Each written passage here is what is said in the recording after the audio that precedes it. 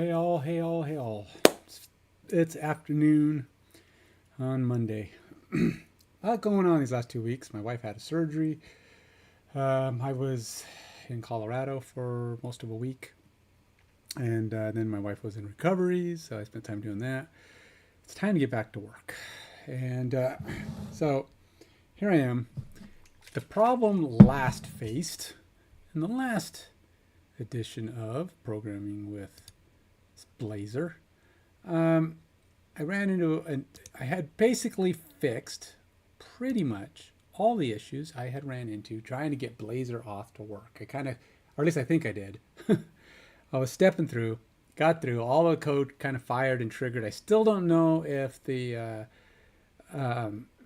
authorized tags are working or not, because the last step was to go back to the home page.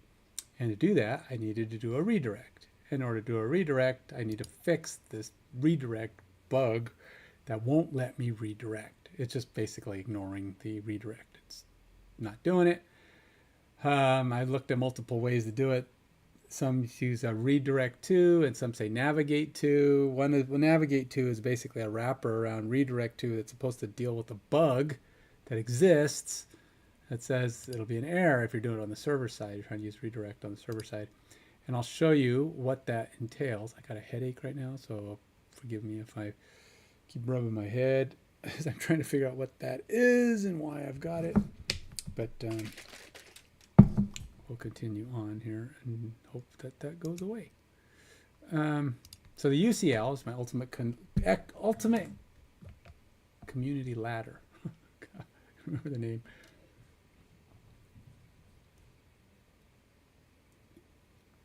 All right, so the issue we have, navigation manager, navigate to. This is just, all it's got to do is take me to the home page. Easy peasy, lemon squeezy, right? Wrong. It doesn't work.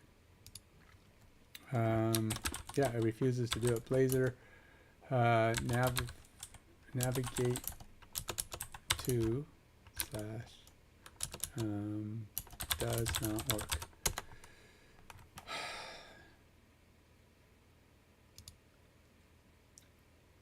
All right, so if there's an async waiting web service.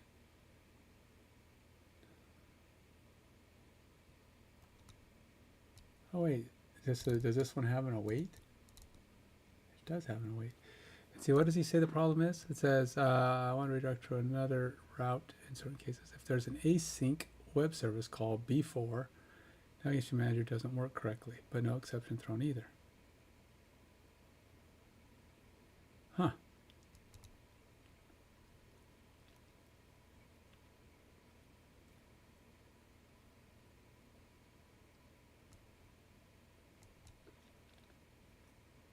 Why are you trying to use it on Razor Pages application? Why can't you use one of the standard Razor Page MVC? Oh my gosh. You know, I hate when people do that. This is a stupid response. This is a stupid response. The guy doesn't know what's going on. Dude, if you don't know what he's doing, stop trying to suggest they do it your way, because that is not what he's asking you. What is wrong with the navigate button? That's what he wants to know. Tell him that. Don't tell somebody, oh, well, why are you not doing it the way I do it? People. Bug is already fixed now. The problem with Navigation Manager Navigate to occurred only because I used button inside a posting form in my Razor page.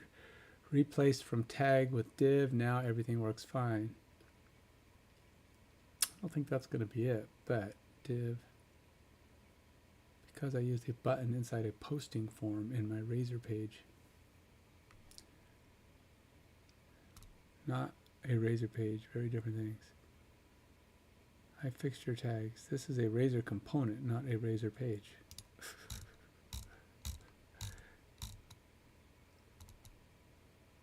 Whatever, dude. Whatever. It's not what he's. That's not the problem we're dealing with here.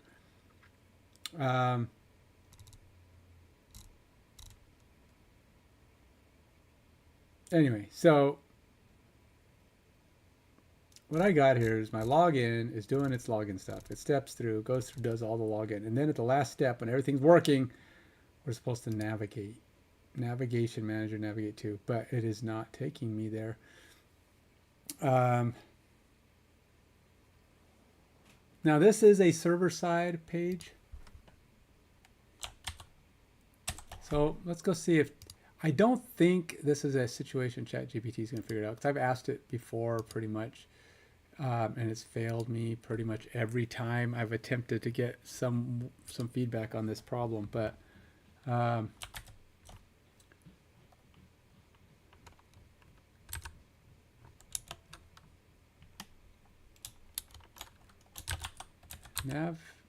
navigate to does not work here. Refuses. It also does not return an error. It simply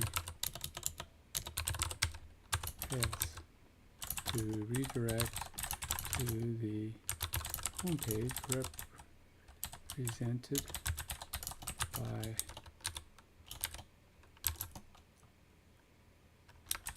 redirect to does not work either.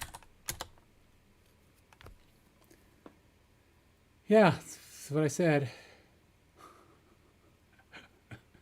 Ensure that the login user method completes this without any sessions being thrown. Nope, there's none of that.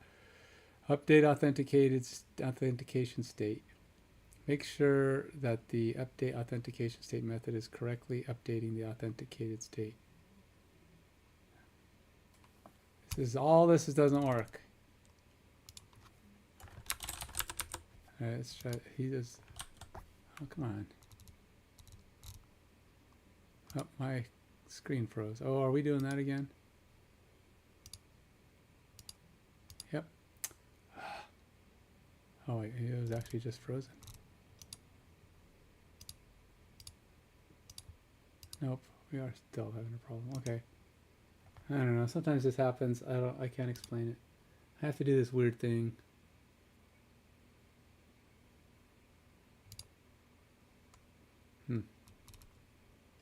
Oh, shoot.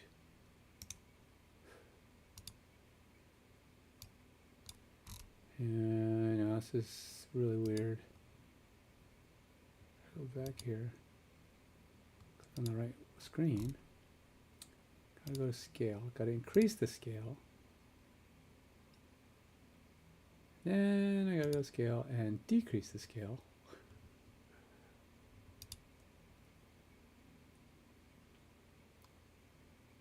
And poof, everything works again.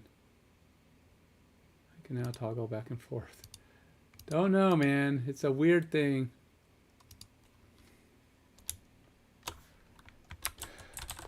Stepping through the code. Everything executes successfully.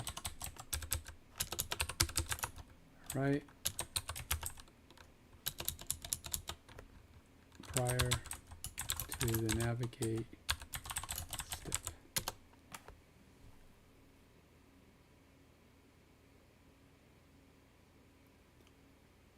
Even though you mention everything's running fine, sometimes UI doesn't reflect changes immediately. You can try calling state as changed right before navigate to.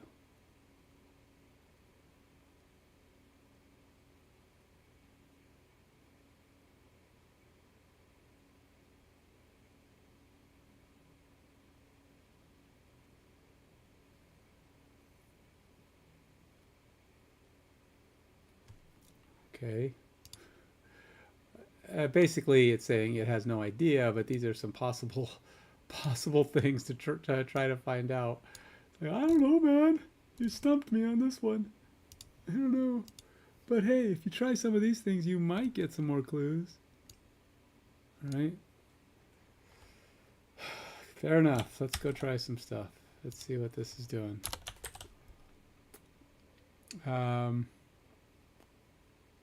Sometimes issues with browser history can affect browser history.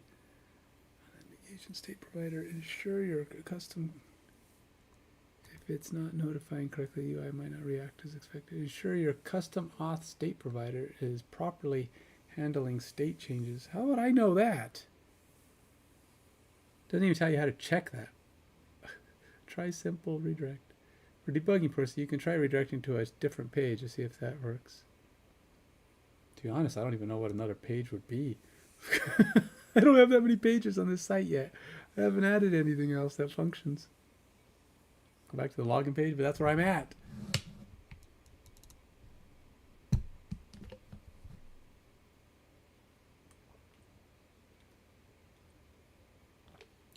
Check the Blazor lifecycle. Like initialize async not being awaited correctly in the component. If there's an ongoing process that prevents UI from updating, it could interfere with navigation.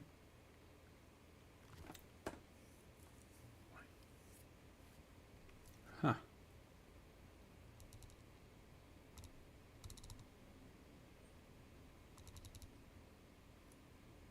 All right, let's try this. I'm going to go ahead and run it. And then I'm going to just take all my breakpoints out after I do a step through to make sure I'm still functioning correctly. We will check that everything is stepping through all the way to this. And then at that point, I will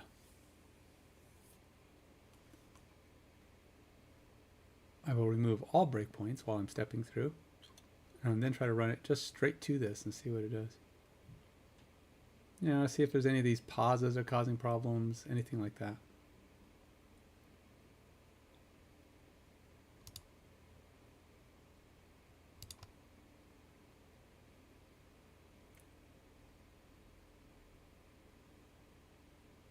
Oh, we cruise. I must have already removed them all. Nice. Okay. Well, what did my log?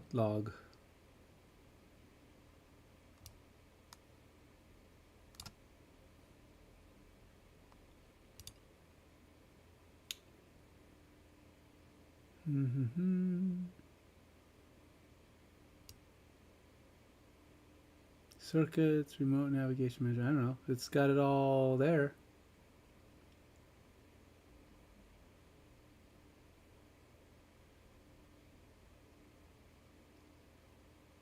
All right.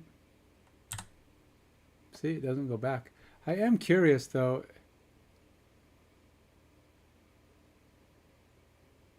Huh, I did get an exception. Microsoft ASP.NET Core navigation exception. Exception of type.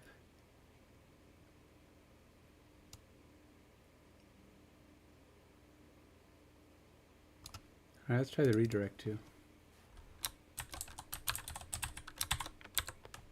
Redirect to is a, I believe, wait, did I spell that right? Oh, I have to use a different thing. I have to do identity redirect manager, which is redirect. I don't know, it's kind of weird, but let's do this.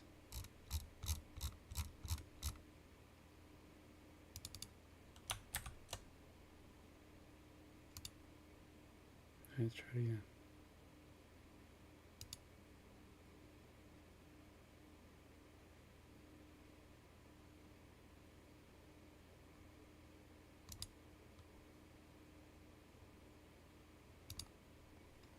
I have to do a restart.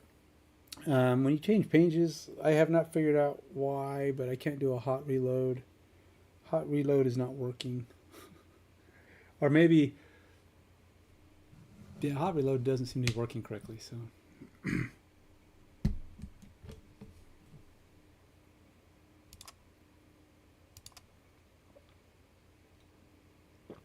All right.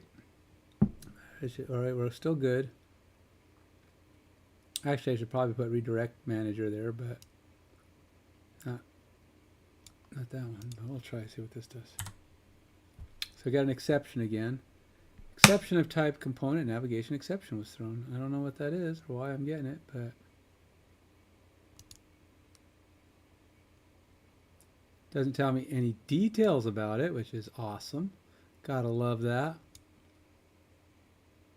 Just says, hey, you got an exception thrown. And I'm like, okay, thanks.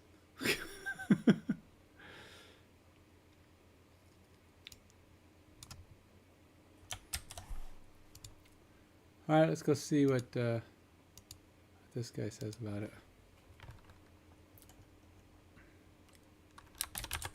Change to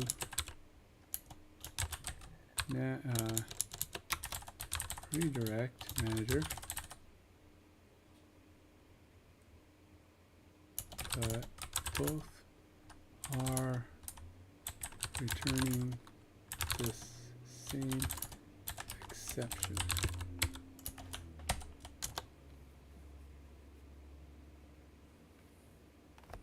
No kidding. It says typically ensures that there's something wrong with the navigation. Ensure correct usage of redirect. Oh, right. Yeah. Oh, it has to be in await? Is it saying it has to be in await?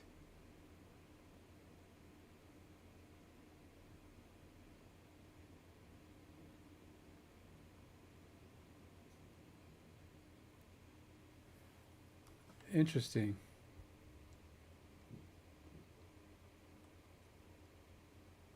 I don't think it has to use an await, but I think it's just throwing stuff at the window, throwing stuff at the throwing stuff at the window to see what sticks. Let's see if that even works. Yeah, it doesn't like it. It's not an await situation, man. Cannot await avoid. So I don't know why it thinks it's an await, but it's not an await. It's just guessing.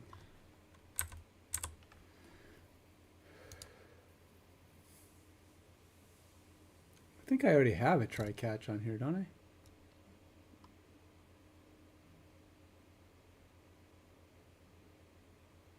I? I will try this just because.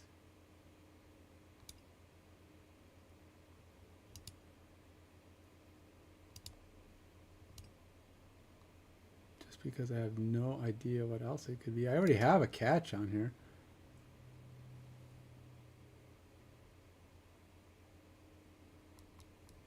Thought. Yeah, sorry, there's navigation exception right there. It's already showing me this error. It's blowing up, coming out here, and tagging that same error. That's the reason why I'm getting the exception thrown. It's doing exactly what it's supposed to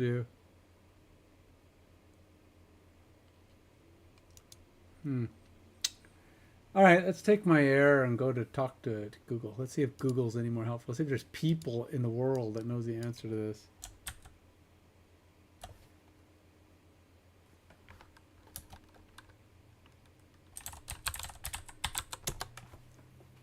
Oh. All right, well, it's the same error if I do this. So we're going to go Control A, navigate to returns.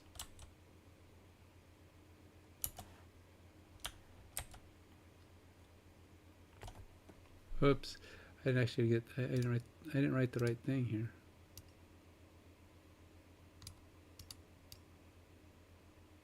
All right.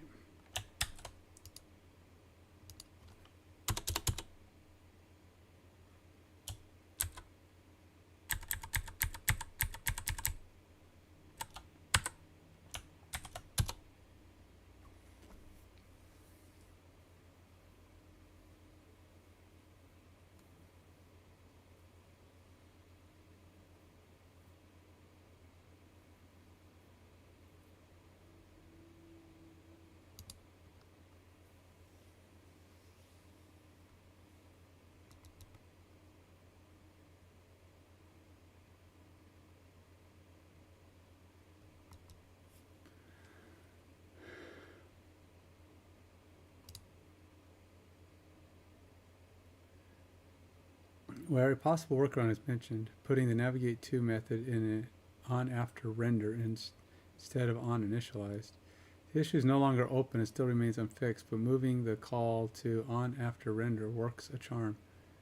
Wait, what?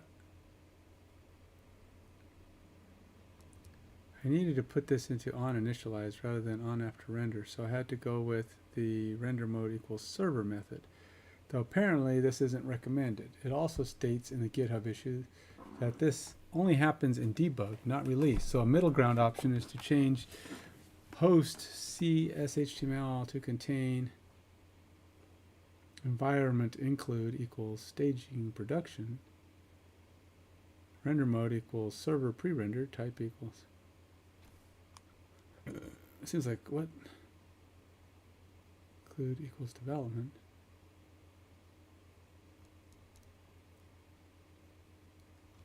I think that a better solution to this to set a flag in your code behind and then perform the navigation where you expect it to.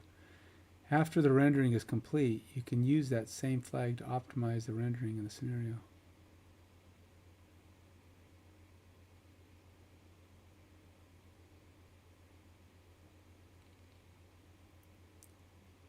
See, I don't know if this is my problem, though. I mean, how do I do this? I say I don't know if it's my problem because I'm just trying to navigate after I do this action. This doesn't solve the issue for me. The exception is triggered, but the navigate to works for the user.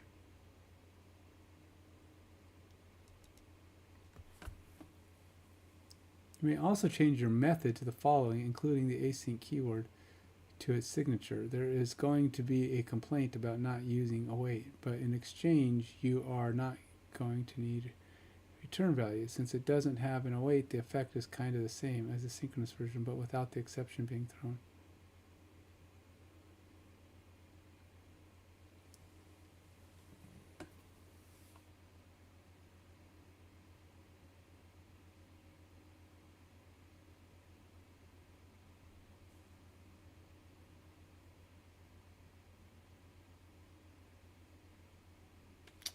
Huh.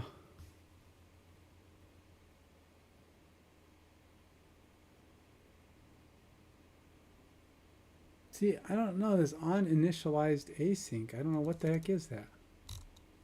What are they talking about? Because this is not on-initialized. It's not nothing. I'm doing my login.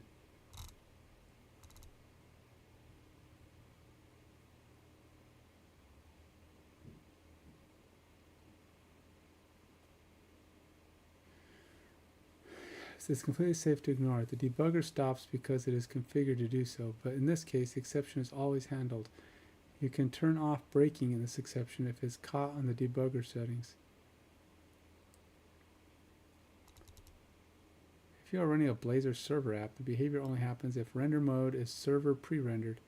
Disabling pre-rendering by changing the mode to server makes the exception not be thrown in the first place.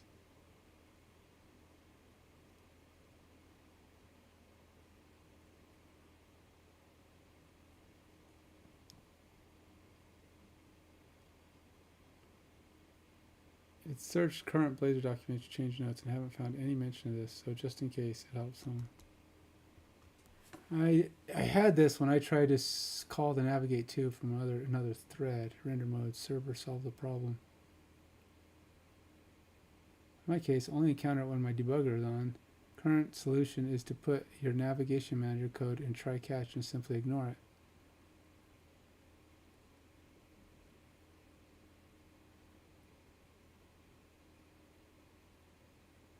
In Blazor 8 web app, the uninitialized async doesn't work when you need to redirect before the layout rendering. So I guess I'm gonna have to just try this. It doesn't work. The thing is, yeah, you can ignore the error, but it doesn't actually take you anywhere. It's like, I don't mind ignoring the error if it's going to still take me, it's going to do its thing, but why, if it's going to blow up, is that going to help me any? Because I really need it to do the navigation. I can ignore the error, but that's not going to help me if it doesn't actually solve the problem. So let's try this thing. I don't know. I'm just curious what this does. I'll put it up here. I guess. Where am I putting it? This is probably meant to be another piece of code. It's probably not supposed to be in my code. Render mode. How do I change render mode in my Blazor.net 8 app? How to set render mode in .NET 8 Blazor web app. Everything and whether or not to apply render mode to the component, use the @render mode directive on the component instance or on the component definition.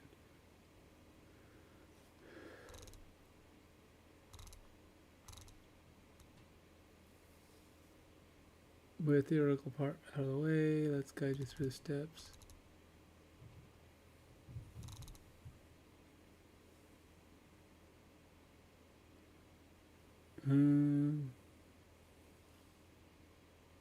A bit further down the same page, you'll find the following.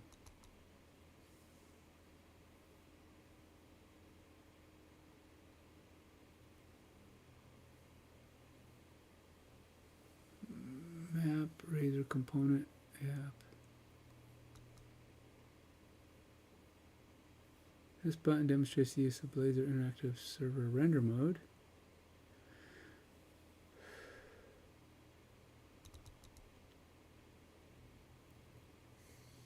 If you click the button, you might be surprised that nothing's happening, as all looks okay. However, remember, we specified our Blazor project for Interactive Server, which means we need to make some minor update to the button element to make it interactive. Navigate back. I don't want a whole class. Just tell me how to change it.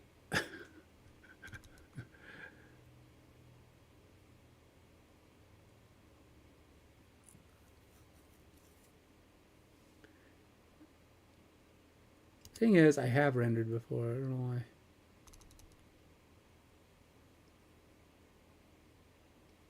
why. Gargly mergly.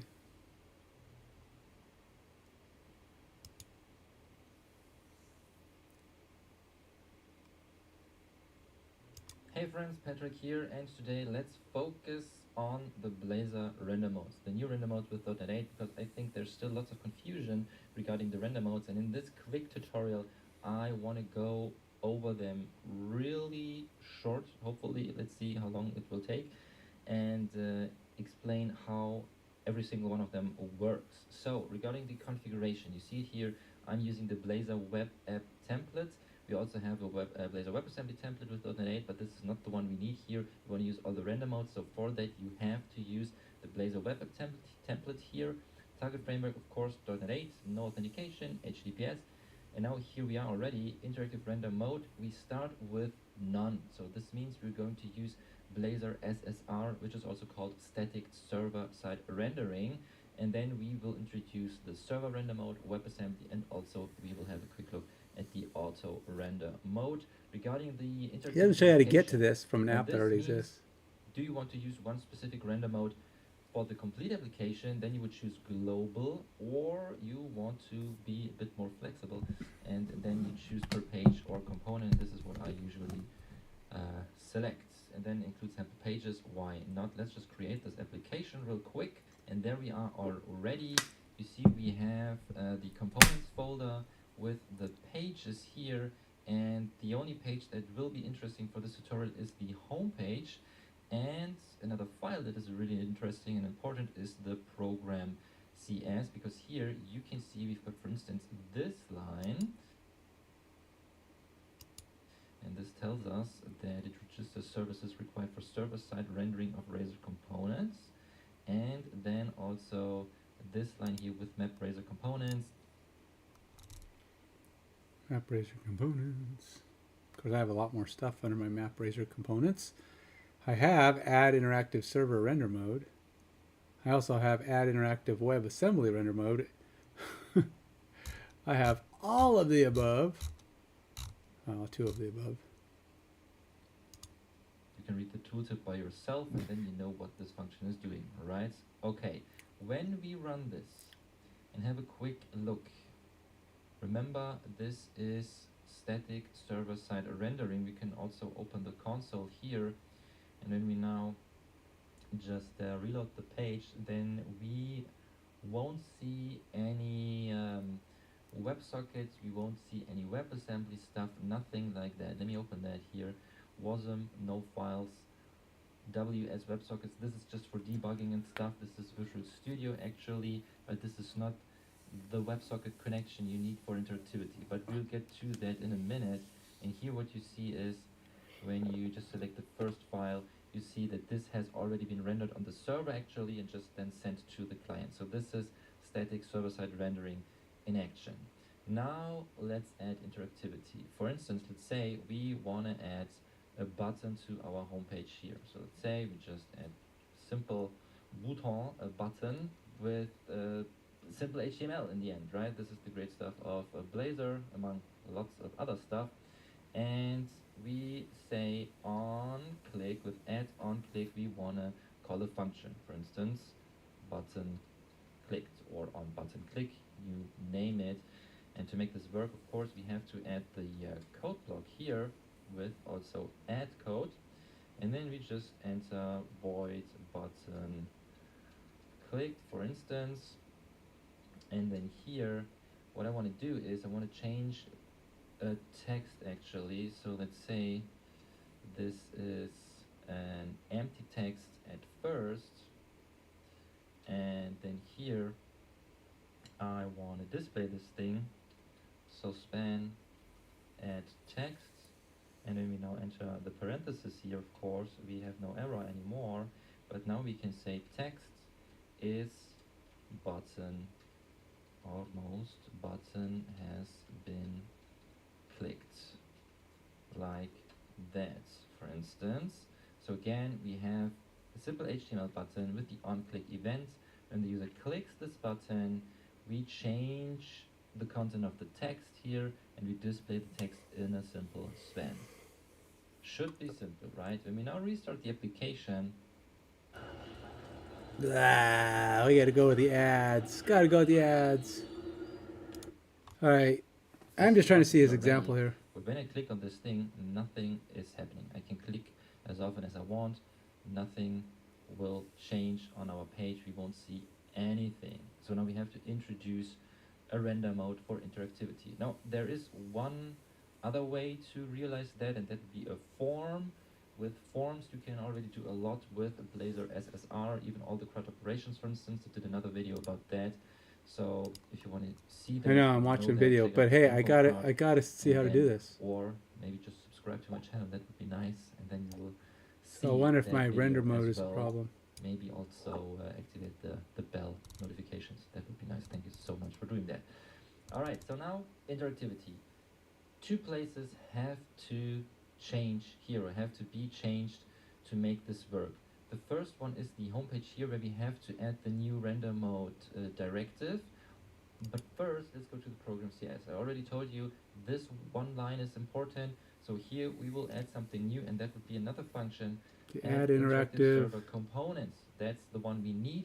And as you can see here, it says add services to support rendering interactive server components in a Razor components application. I love these tooltips. So in short, with that, we activate the interactive server render mode, or if you already know Blazor. Okay, so he added add interactive server components. I have interactive server render mode. Should I add Razor components? Do I need to do that? All right, let's do it. I don't know if it's going to do anything for me, but I'm going to do it because I have no idea what's going on. Oops. Dang it.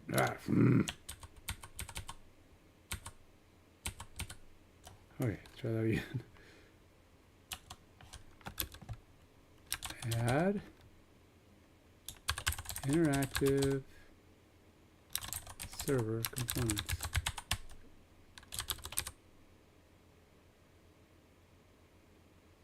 Oh, probably going to want to do that.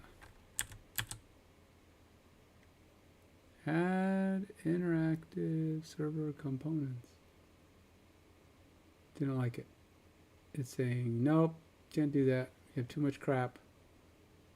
Now, there's a problem. Yeah, problems. First, let's see if that's the problem. Could just be that I'm,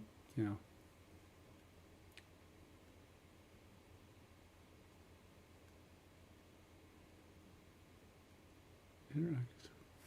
Oh, didn't like something. So I'm going to say no. Does it not exist? Am I doing, do I have a different setup than he has?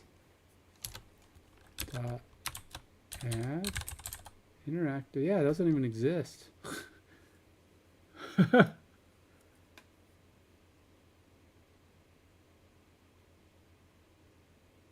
So his whole thing don't work for me. Interactive server render mode. Huh. Well, I'll be dang. Oh, wait, this is... Oh. Oh, that's a server thing. Never mind, I'm in the wrong place. Builder dot... Oh, interactive server components. There it is. I already have it.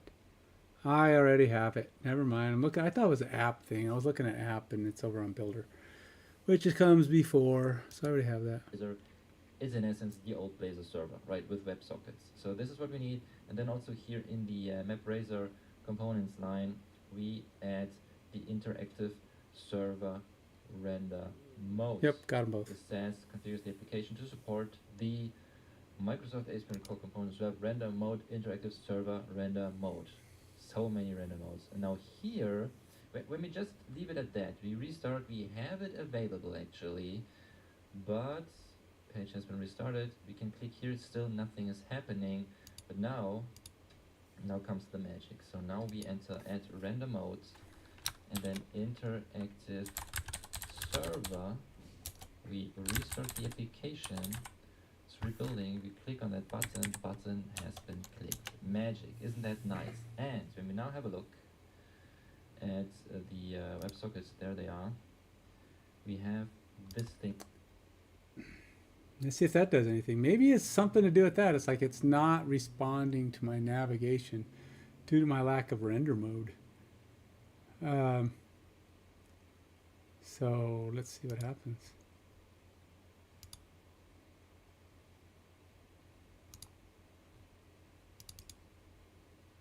Wait, what? Who? What? Oh, erase this. Just kidding. You take off the piece, and then you expect things to work. Yes, I just feel like there's certain things that kind of thing just feels like, hey, if it expects the thing, put the stupid thing on. You know, I mean, it's like, okay, then do it. I mean, that's what I think AI is for. Fixing the dumb stuff. All right, so something happened here.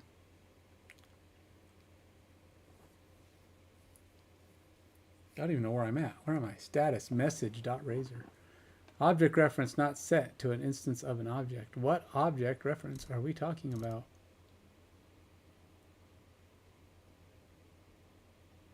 Get returned null. Where are we? A status message dot razor? What is status message dot razor? Identity redirect manager dot status cookie name. So the render mode blew up? I'm guessing it must have something to do with the render mode, because that's all I did, right? I just added a render mode, and all of a sudden this happened. Where's the call stack? What's happening here? And I don't even know where is this happening at? How did we even get here?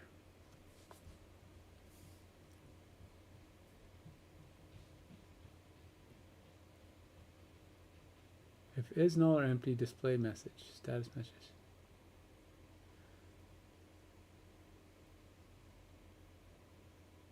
I mean, I don't know how I even got to this point in the world, man.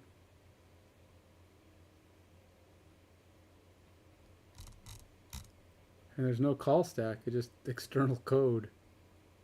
Alright, so we're gonna have to stop this because I have no idea. I have zero idea where I got to that point. So is it on initialize? Is it blowing up before I even get to my login? Something about a cookie, right? I mean, it blew up when so I'm wondering if it has something to do with my setting the cookie that blew up. Because we do get to this page, no problem. We get there. Oh no, maybe we don't.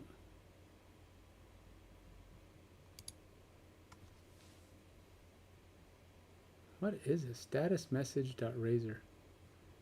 I have no idea what's triggering this.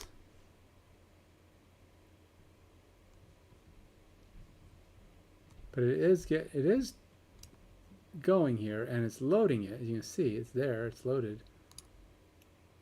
But something is blowing up. On parameter set, login user, input model. So something somewhere up here is blown up. I mean, for all I know, it could be my render mode. It has to be the render mode, right? Because render mode is not causing me any problems otherwise.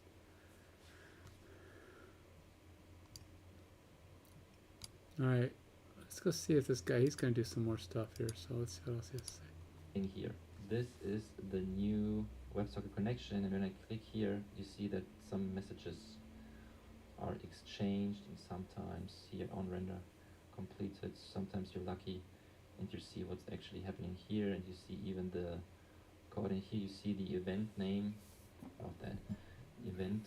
Where is it? Dispatch event name was click, and you even see the coordinates of the mouse, I assume, on the screen, client, and so on. And then Blazor is doing its magic regarding the WebSocket connection here. And what you can also see is when we go to the console, you see this now, WebSocket connected to. When I now go to the weather page, for instance, after a couple of seconds, this WebSocket connection has been disconnected. And this is also great when you choose the specific locations for your interactive render mode, meaning for a page or a component. Then you can really decide, I want to use this WebSocket, or for that component, I want to use this WebSocket connection, or for that page. And when I leave that page, this WebSocket connection has been closed then automatically. And when you choose global for your interactive render mode, then this won't happen. Your whole application will have this WebSocket connection open all the time. Makes sense in some specific cases, maybe, but in this case, I just love that fact that you can close this automatically. All right, let's go back to Visual Studio, and now I would say, I mean, there's of course a lot more we could do. We could, for instance, move all that to, you know what? Let's do that. We move all that now, meaning the whole button in essence, to another component. And with that, I want to show you that you can even choose to change the render mode for components, meaning when you, let me just do that. We move that to a component. So let's, for instance, just add another folder here. I know this is really spontaneous, not planned at all, no script, nothing like that. I just thought, let's create this tutorial here real quick, because in particular on X or on Twitter, there's lots of confusion regarding the render mode, so I think this is really important. So, oh, and by the way, I'm not paid by Microsoft or anything like that. No, not really. I get comments about that on X, but no, I just love developing stuff with .NET and Blazor. That's it. Anyways, let's call it shared. And then here we create another component. he's creating these components, but I don't know. So This didn't really solve my problem. It actually introduced a new problem. So I'm not sure how I feel about that. I just say I copy that, or cut that rather. How many things have I got behind? Now this is important, right? Do not specify the render mode here inside this component, right? It's kind of cold down here, so sure, I'll put this on. I remove that as well. But I can't lean back. It's like got too many things on my. All right. Anyway, so move that to the imports razor. Did not solve my problem. So add interactive render mode did not send me where I wanted to. What other render modes are there? I'm just curious. And it doesn't tell me nothing. It just says a message, an error. That didn't work.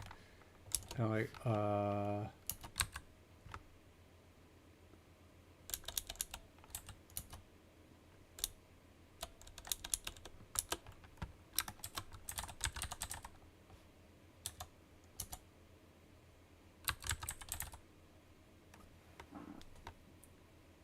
WebAssembly? It's not really a WebAssembly. I am on the server. WebAssembly is like the front end, I think.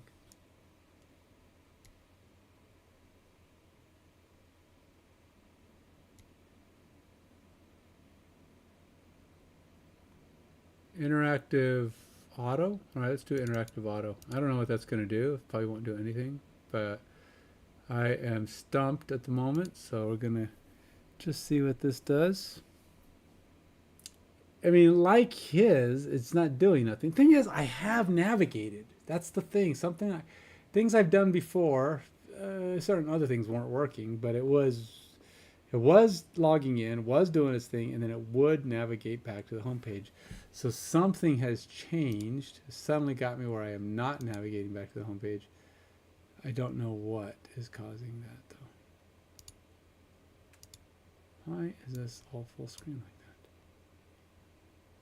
that? Sheesh. See, now it's like the render mode thing is causing this error, and all it says is object reference not set to an instant. What object? It don't. I mean, what object?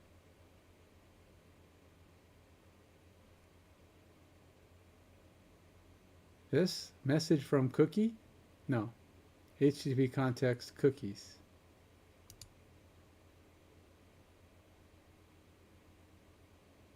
Okay, HTTP context is coming back as null at this point, but why? I mean, why? What cookie is it even referencing? This is what it's throwing me off. I don't know what it's talking about. If I can go to login, I can get rid of this thing again.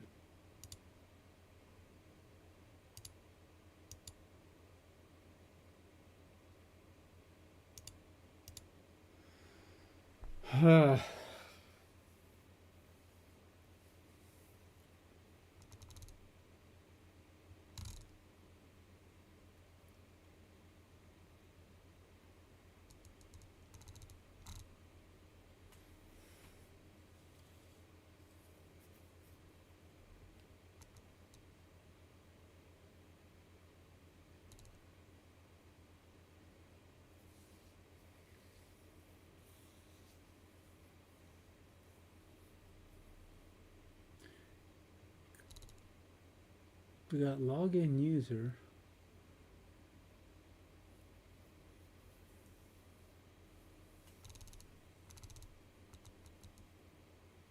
Then we go in here and it refuses to actually redirect me.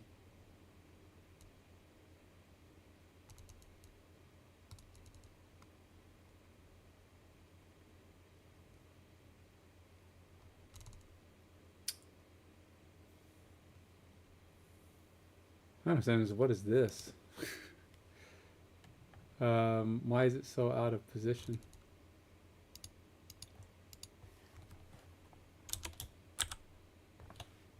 Why is this like unable to reformat itself?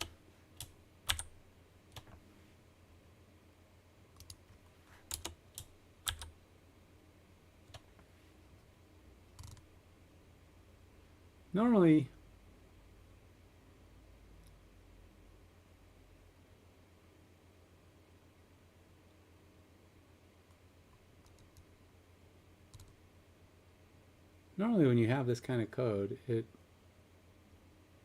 don't know.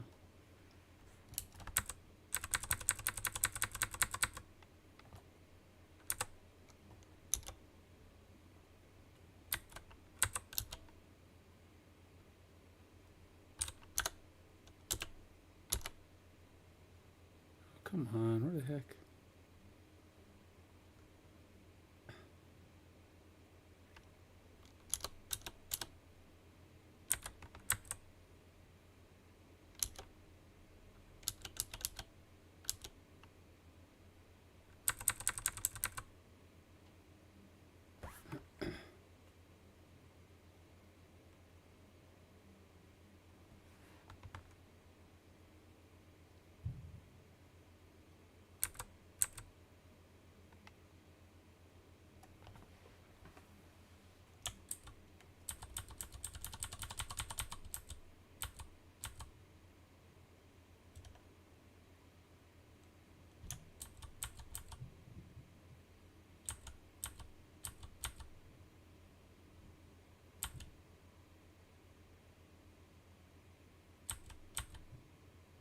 Oh, it's a parenthesis I deleted. I was trying to figure out what I deleted here.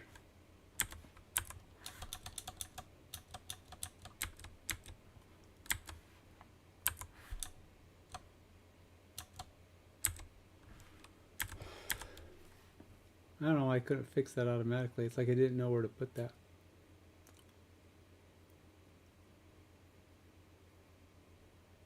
It's weird.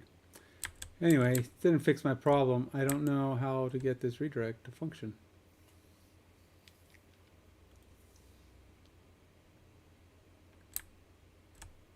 We blow up. We end up on this navigation here. And we don't navigate anywhere. Now in theory it says you can ignore this, but if I do, nothing happens anyway. It's just quiet about it.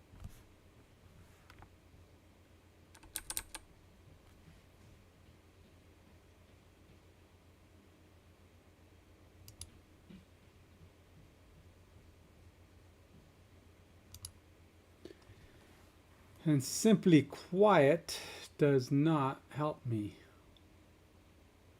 Quiet with no response.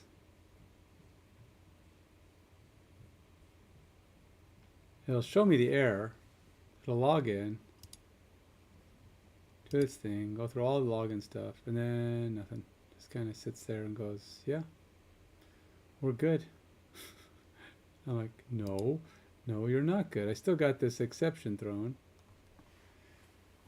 Ugh.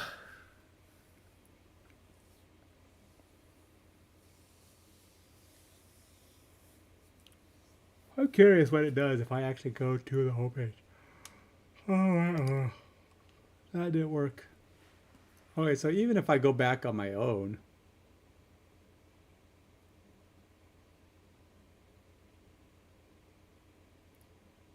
not only does the navigation not work, but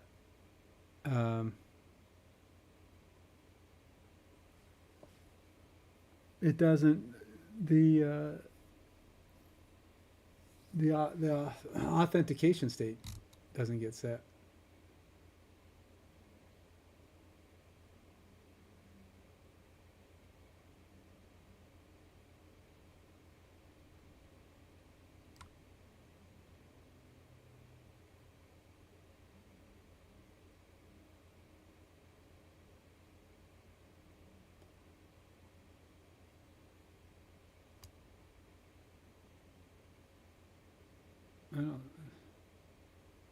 I don't think this will do anything.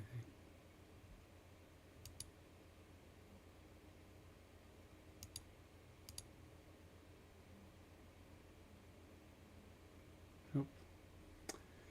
I don't have an authentication state provider.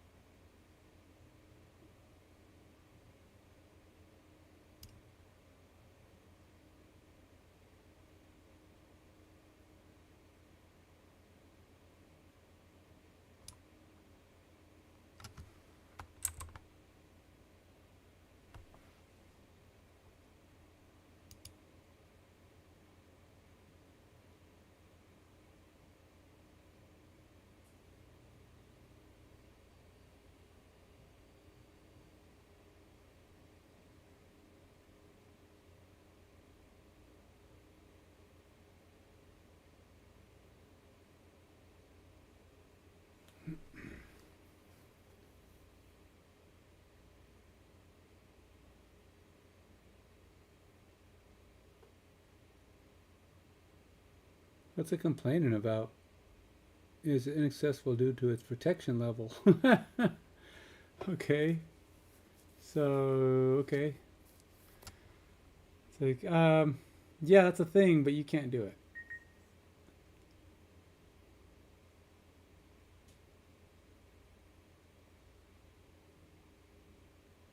Huh.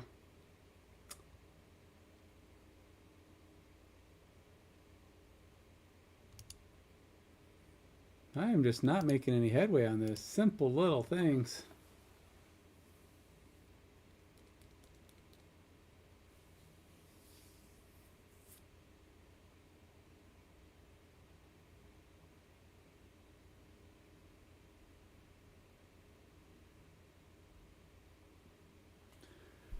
I just don't think the tag works, man. That's what it comes down to. I mean, really, I just don't think they work. I don't know how to make them work. I've tried everything. I've been working on this for weeks, and it's just a dumb thing. Um, like if I go to my, is it nav menu? Yeah, see, I have authorized view. This stuff just doesn't trigger. Nothing I do seems to make it trigger. And I've got this thing completely logged in. I don't even know where else to check it, because now I've got it going all the way through this process. It's loading everything. I mean, literally everything goes through. I don't even know how I don't even know how to address it anymore. I've got all the way through the cookie. I've got it validated. It's all the way through. The only thing I can do is figure that there's some reason it's not changing the authorized state.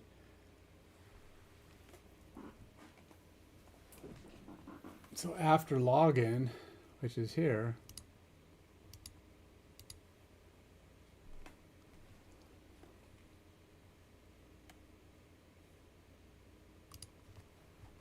how do I change the authorized state so I am not getting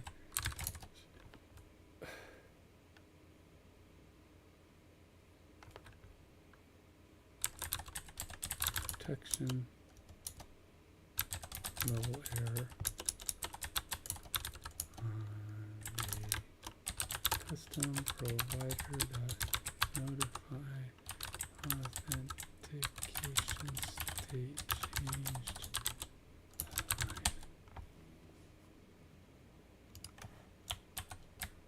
Oops.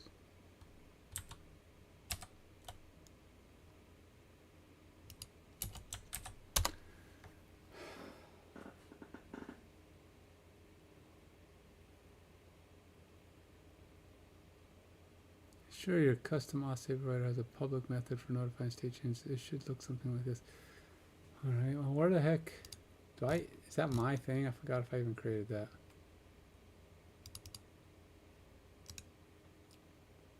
Go to implementation.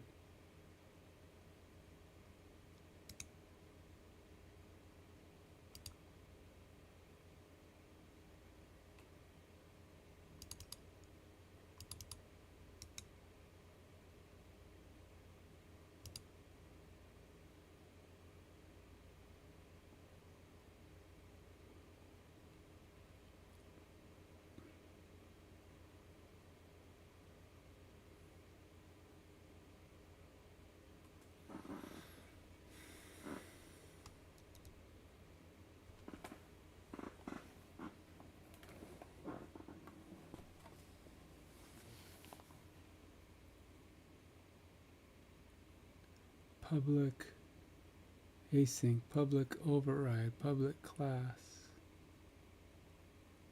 public override.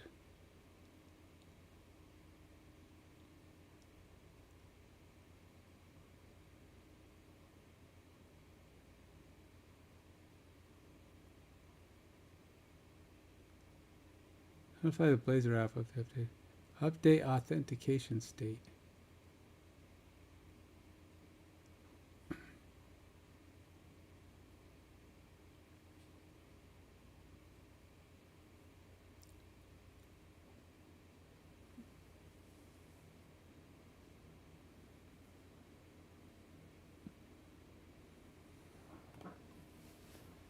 Okay.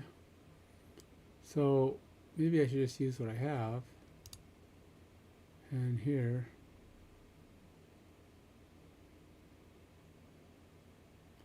I have update authentication state right there.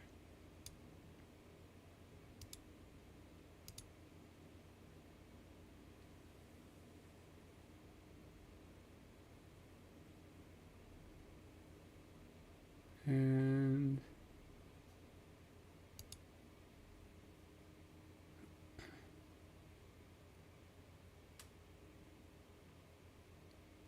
update Authentication state, new. Authentication state. Notify the Blazor app the update authentication state, new. What is this expecting here?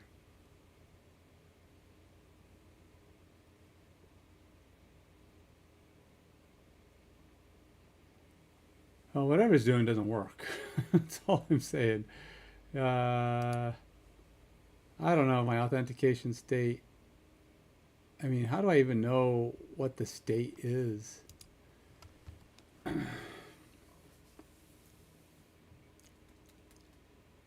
Because we have this update authentication state, notify authentication state changed.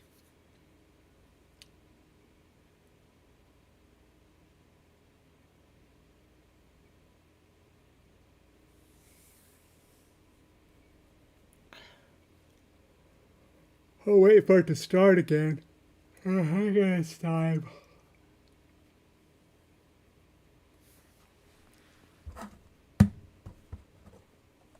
So we're gonna go in here, go hit login, go to the login page. It's gonna kick me here. So what is it expecting here?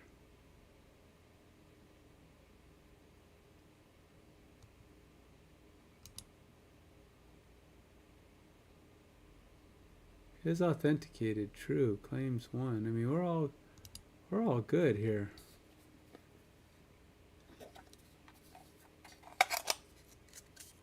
Now I don't know what that's supposed to be doing.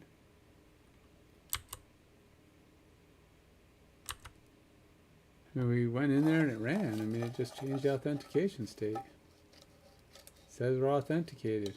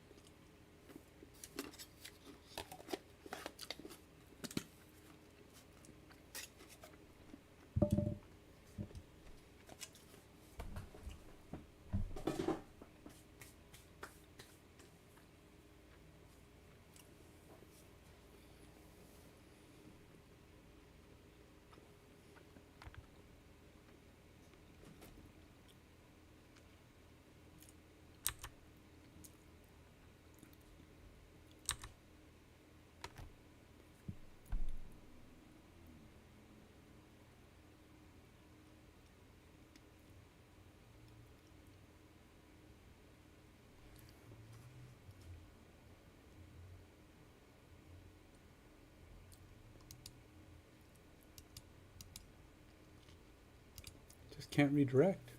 I neither can redirect or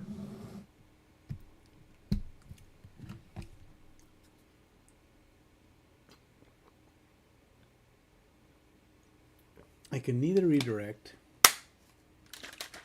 nor even verify, because like, I mean, this is the last step. It's the last line, last thing, anything it needs to do. I go here, hit F5, it runs, but nothing happens, right? So we got no redirect. Not only do we have no redirect, but even when I go home manually, nothing. I don't have a validated state. If I did, these would change. These are not supposed to show when it's in validated state, which means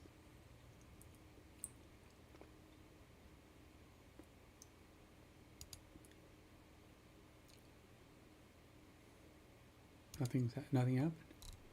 Even though I went through, got all the code, even though this is coming through and saying it's state, I really don't know what to do. I'm just stumped.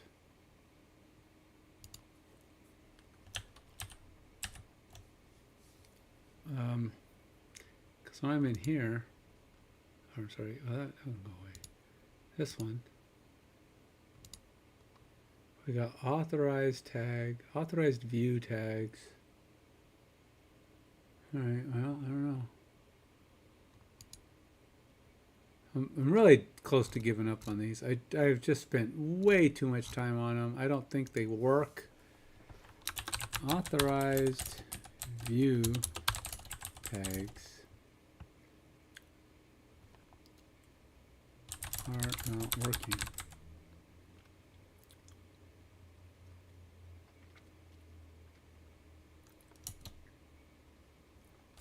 When login page is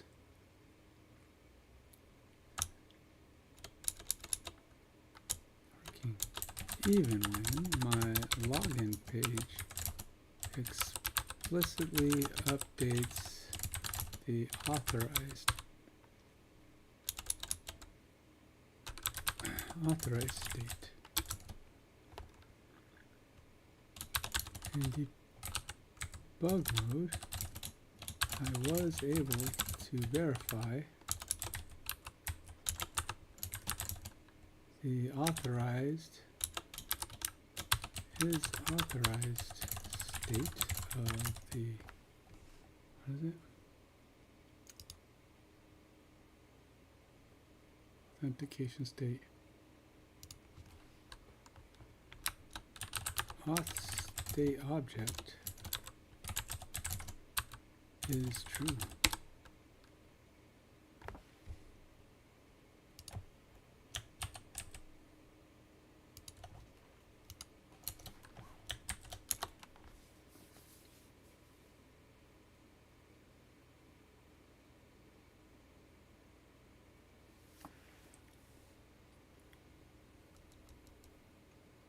Okay.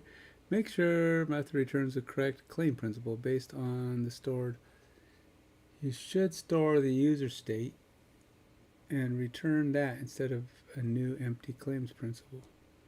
Here's a revised version of your custom.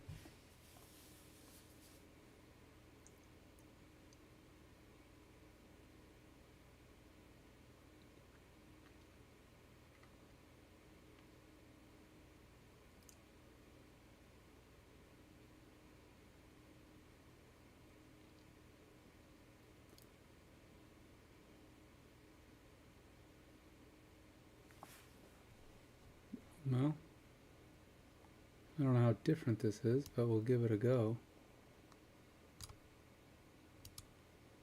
I mean, really, it just changed. It didn't do anything to the get authentication state. Or did it? No, here's get authentication state. Exactly the same, right? Return task from result. Yeah.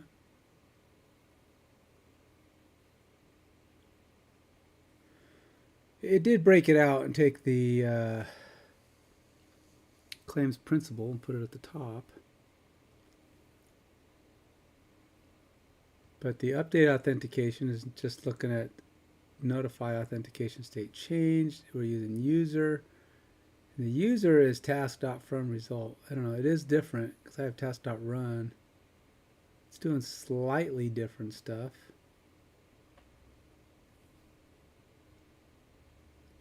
Well, guess we'll find out. I'm going to try it. It can't be worse. Doesn't work.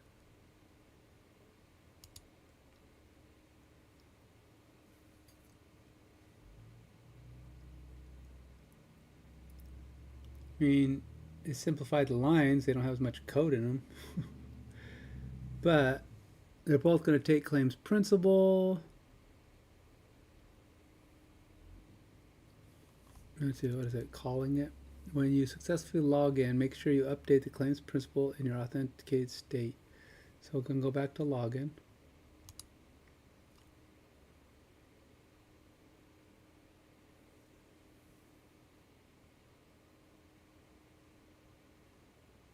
And instead of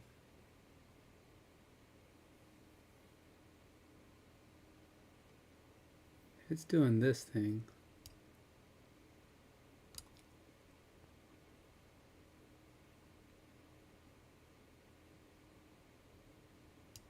So we'll try this thing. I'm going to go uncomment that. All right, so we're going to have, whoops. All right, so we have our auth state provider is custom auth state provider, custom provider.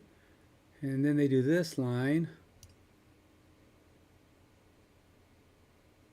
which is very similar.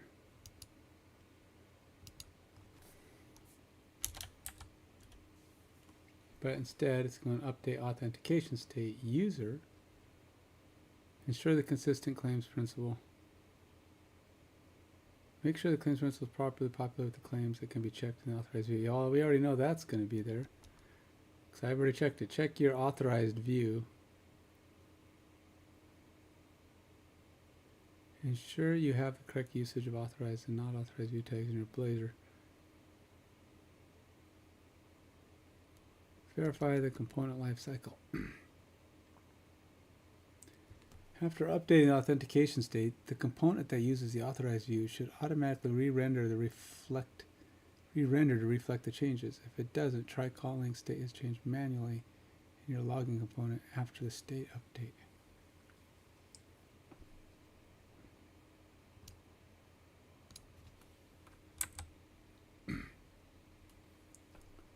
So it sounds like I don't need this one.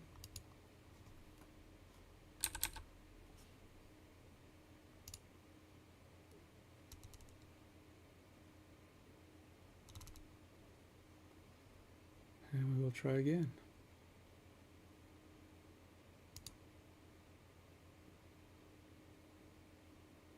Nope. But I probably forgot something. What did I forget?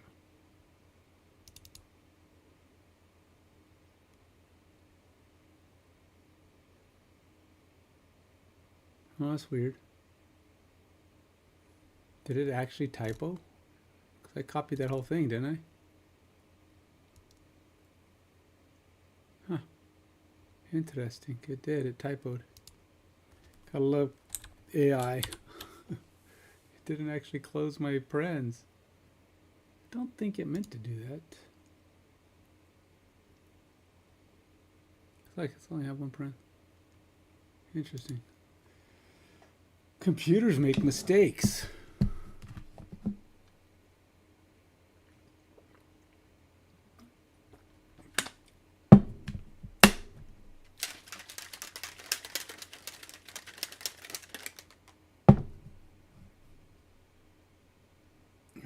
Let's see where we're at. Back to the login. Back to the click. Then we fire. And we do go nowhere. Same thing. Still having a navigation exception. Let's see if the problem still persists with my authentication state though. Yep. Still don't have authentication state working. Because if it was just navigation, I'd be able to click here and this would change. But something else is going on because obviously it's not doing it. So it did recommend probably saying the state has changed as an option.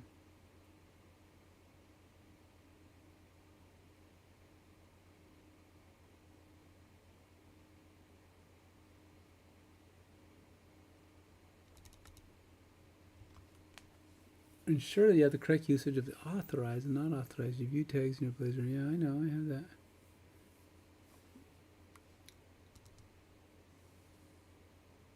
Ensure you claims type.email and user email. Add other claims as needed. I have that, right? I'm pretty sure it's all the same. Yep, right here. We got bearer, claims type email, user email, claims identity, new, yeah. It's an exact match, probably because it took it from my code up above.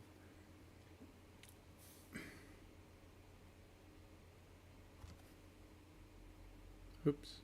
I was going to read it, but I apparently deleted it. I mean, it just deleted the notice on my phone, on my watch. I can go look at it later. All right, so let's try doing the state has changed bit.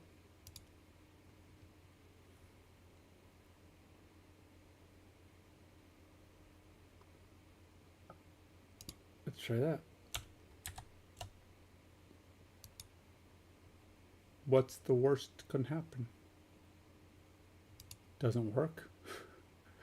The worst that can happen is it doesn't work, and we've already been there, done that. So it's not like I'm introducing another option.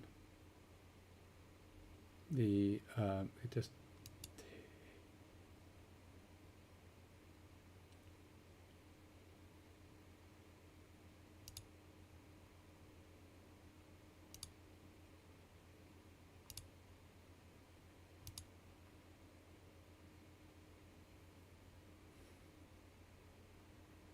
I don't know, man. This exception driving me bonkers.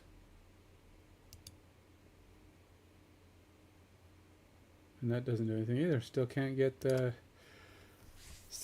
authorized view to trigger. I have a valid claims identity too. I know that much. State has changed, but it refuses to acknowledge it. There's not much going on here. I mean, my nav menu, authorize you, authorized or not authorized. I mean, simply put, it does this or it does this. But it's somehow, it's even, I don't know what authorized view and authorized, what authorized view is looking for to determine that it's what state it's in. All I know is that my object is in fact returning an it is coming back as authorized. Because if I go here, go to implementation, this guy, if I look at it, does actually state is authenticated is true. So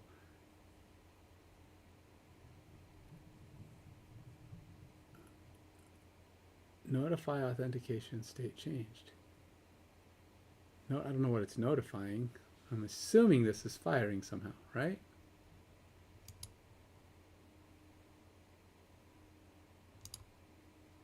Yeah.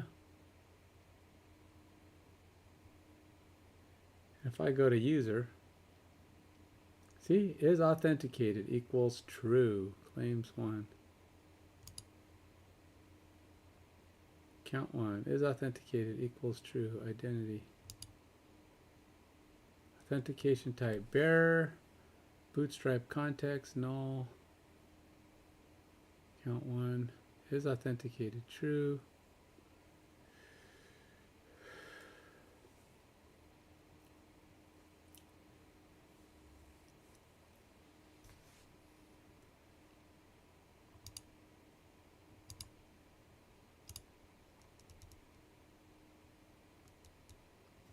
All right. Let's go see if it's different from mine. Example of complete login logic. It does claims principal authentication. That's exactly what I have. And then navigation manager navigate to, which of course doesn't work. And we got my claims identity, which is right here. Claims identity new, claims type email, user email, bearer.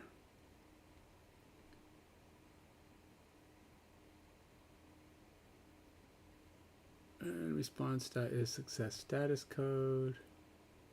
I don't have a response that is success status code, but I mean, we are getting in here because we have a token.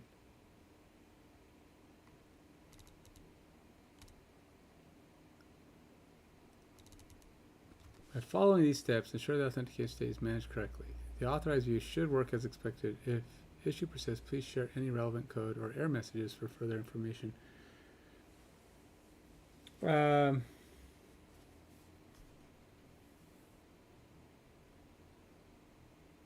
don't even know what relevant code. I mean, I have almost exactly what this thing is matching.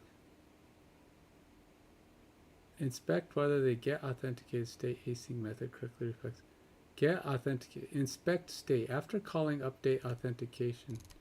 Authenticate state. How can I do that? So we're going to go to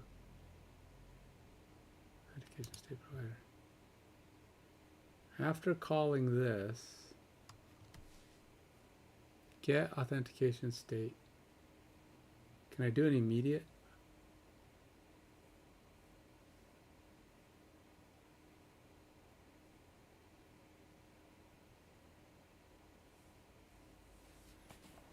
Right? Because all it's doing is calling get authentication state async, which is that value up above.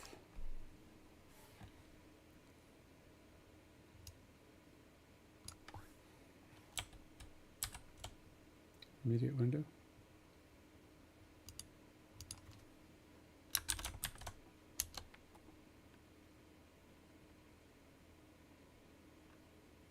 Oh.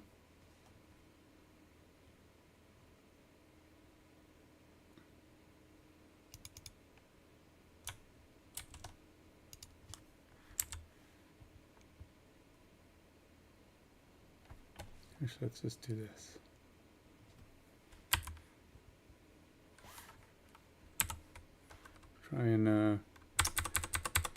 Try and see if this is the authentication state task dot from result authentication state async state exception false exception result status random completion ID status equals random completion method run result. Result equals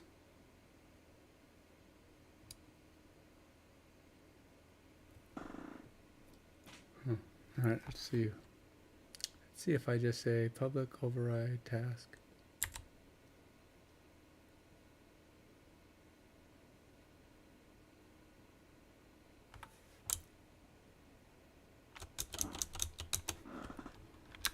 Get authentication state async.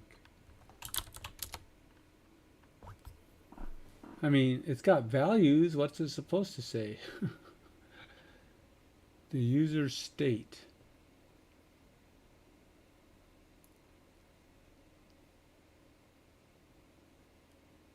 I don't know. I don't see a state stat. I mean, I see stat. Do I even see status? Random completion, whatever that is.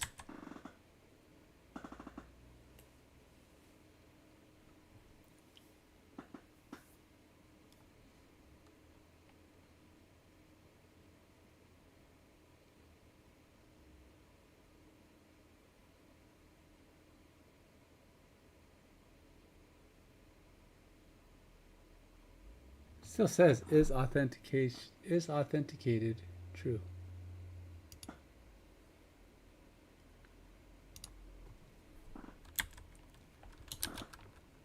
Custom provider.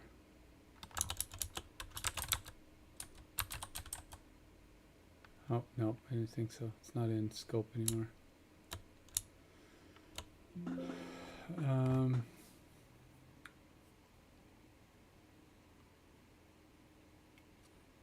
I mean, I'm doing exactly what that shows. I mean, my code is that code. I mean, almost verbatim. I got claims principal, claims identity, got the claims principal, claims identity right there.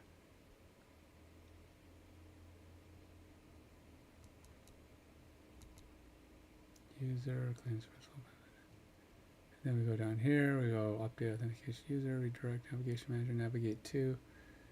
And this is really just tomato. I mean, it's just trying to work around it. I've tried navigate to, I've tried redirect to, it doesn't really matter. It doesn't fire. I don't know what's going on with that, but I am noticing my authenticated state is not working. So that's throwing me off in its own right. Let's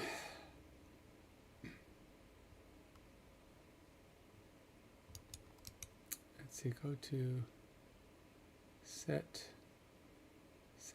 next statement. And we're going to go F10 again.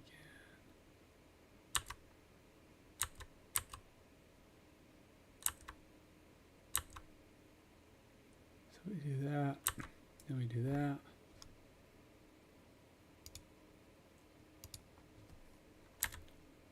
Get authentication state, async.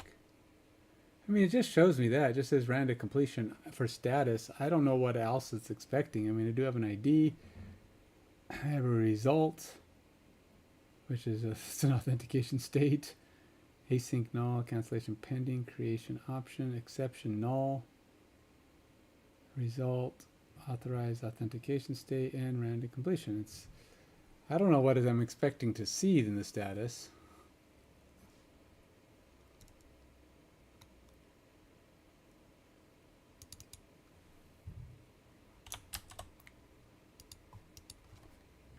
What exactly should get authentication state async return if it is correct?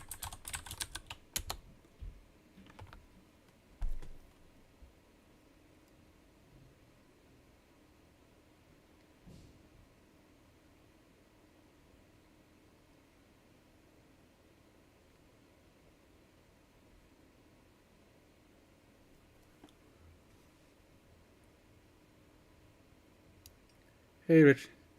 Oh my gosh, tell me, Richard. I tell you, I am pulling my hair out. And seeing as I don't have any on my head, I'm going for the ones on my face.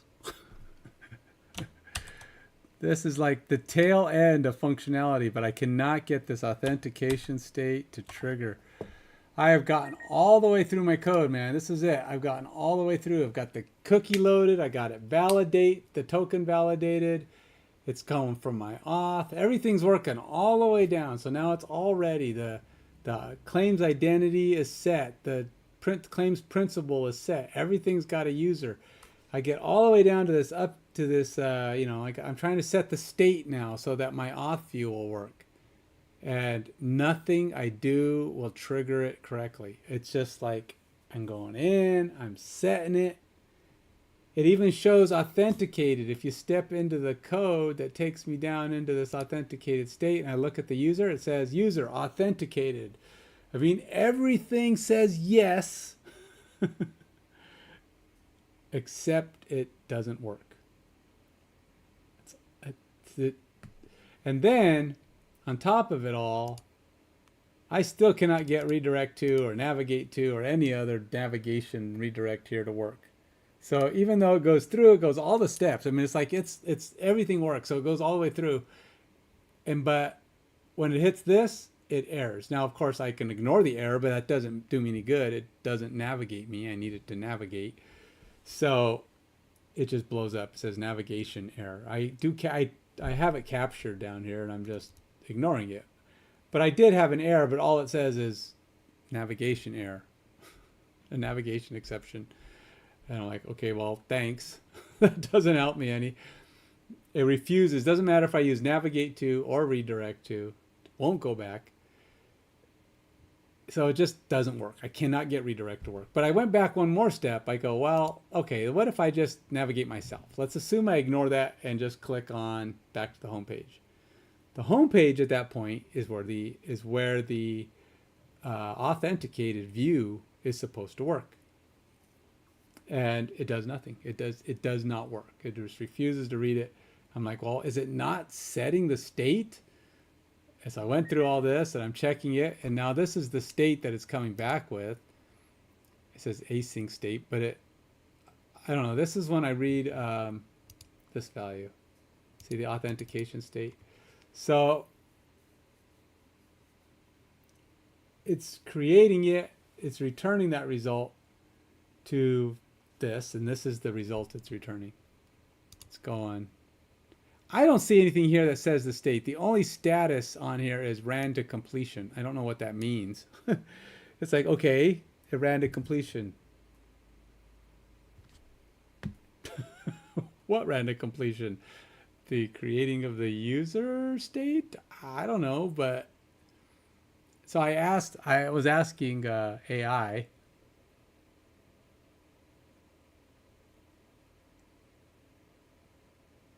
Yeah, see, it's the redirection I need. But besides that, like I said, even if I ignore it and just click on the home page or click on the home page, my application view or authenticated view doesn't work.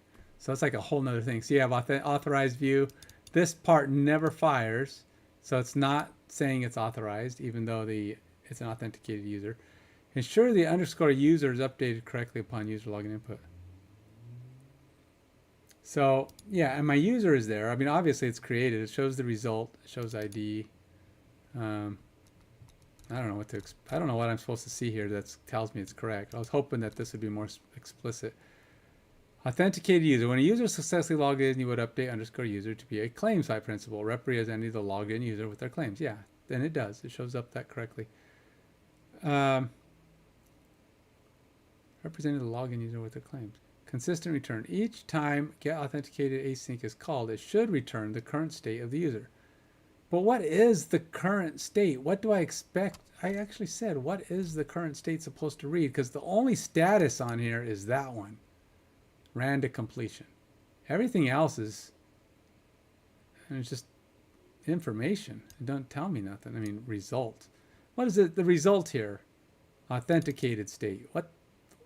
Okay. That's not a value. I mean, the result is it's an authenticated state. Okay, tell me what the authenticated state is. So, yeah, I don't know what I'm expecting this to return, but it's not returning anything useful. Yeah, and that's really the last two things. Set the state, redirect. That's all I'm doing. I even tried to do a manual state has changed option. That didn't do nothing either.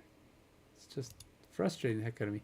And like I said before, and I think I told you this, I'm spending so much time trying to make this work when I know it's as simple as just saying, it's authenticated, show this.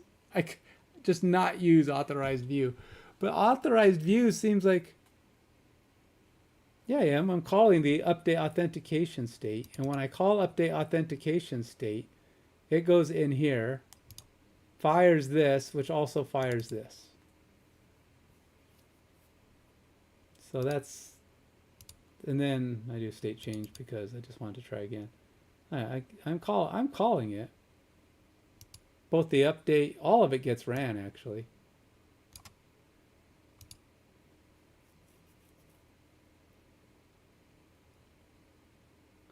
Zero references. Oh, right here. Zero change. One reference. Yeah. Well, this method here is not called directly. It's not. This is just what is the state. These are the ones that are setting the state. Update the state and notify that the state changed. This is just for me to reference and see what the state is, so I can see that it's showing something. But that is actually not the, that is not, I mean, I don't even know how application or how these view states work. Okay, so authorized view. My code says set the state, update the state, whatever it is. That means, and notify that the state changed. At that point, that's when this is supposed to work. I mean, I updated the state and I authorized and I notified that the state changed. But whatever it's doing is not doing. It's not triggering the underlying code for these tags. But this get authenticated state thing is just like for my purposes. It's like I can go look and go, okay, what is the state? So that I know that it's actually setting it to something correct. That's all. I mean, I don't think this has a point. I don't have any reference or need to call this.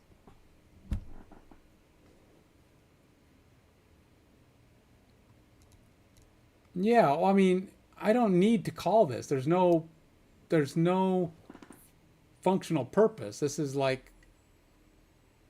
just says, if I need something to show me the state, what I don't know how this works, I don't know how this works. I don't know why, because these are inbuilt tags. Inbred tags. I guess they kind of are inbred into C#, but they're inbuilt tags that work somehow with the underlying code, which is somehow set up, I would imagine, by probably in this program.cs identifies how they work as we set up the principles and all this. So I'm wondering if something here is not firing, it's not doing its bit, but I don't know. I don't, I guess understanding how this all works, the exact flow of things hasn't really triggered for me, I guess, because, I don't know. It's becoming, authentication in C# is just, or in Blazor is just so overly complicated. It took me a day to figure this stuff out in language. It was, sadly enough, I've been a C# developer, obviously not Blazor or anything like this. It took me a day to figure this out in an application code I've never used before, React. I knew nothing about React. And it's like, I got this all figured out in a day. Wow, 2 days, I think, if you count the auth part, the web part. Oh yeah, I've been watching videos and reading stuff for the last week or so now, but it just doesn't work. I've been doing the Googling, the YouTubing. I watch so many YouTube people right now trying to tell me how to do this stuff. The most recent guy is this one who's showing me how to. I thought maybe the auth redirect issue might be related to this render modes, because I saw a lot of stuff that's saying render modes trigger this, that. But when I put in render modes, I put in a render mode on my page, and I got some new error that was happening from underneath. It wasn't even I couldn't step into the error. It just blew up when I went to the page. So I tried to install this interactive render mode. Didn't work. So I took that back out. So anyway, that was the latest video guy I've been trying to read. I've been watching I'm reading Google steps. I've seen this error has a lot of people having trouble with authenticated view. Watching Google, there's like a bunch of problems with authenticated view. Some of them are even saying that there's some known bugs, but I don't know if those are. I think one said it was issues on GitHub were closed, but they're not fixed. I don't know. Doesn't help me any. Obviously, I'm trying to get around it. So it's quite possible that this is just buggy, and those tags don't work. That's what I'm starting to come to that conclusion, because they just don't work. Maybe they do. Let me rephrase. They don't work for the type of authentication I'm doing, where I'm going out and I'm not using authentication within the application. Because my authentication is happening externally, as you know. You've probably seen me doing this before, as I know you have. The web view stuff is designed to work with, I'm guessing, internal authentication. And when I go and get my token and set the cookie and try to do this manually, it just doesn't fire. It's just, you can't set it. They apparently haven't done the same way. I haven't found anybody who's doing what I'm doing exactly the same. I've seen a lot of people who are having trouble with with the authorized views, but I haven't seen anybody doing exactly the same thing.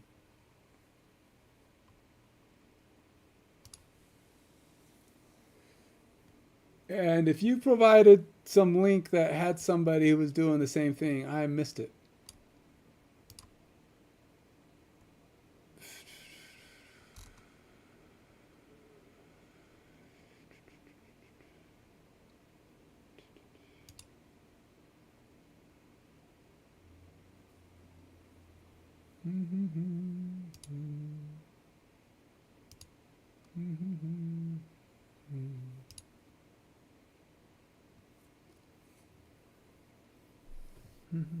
No, I don't see anything.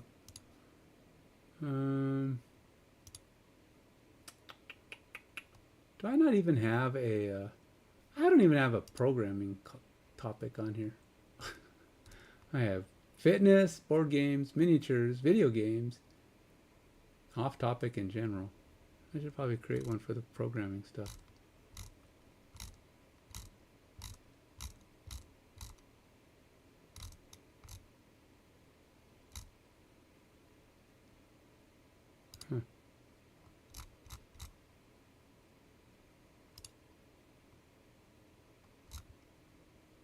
Yeah, man, if you send me links to something, I don't see them. Unless you send them to the chat. If you put them in the chat of the application, I may have just not missed them.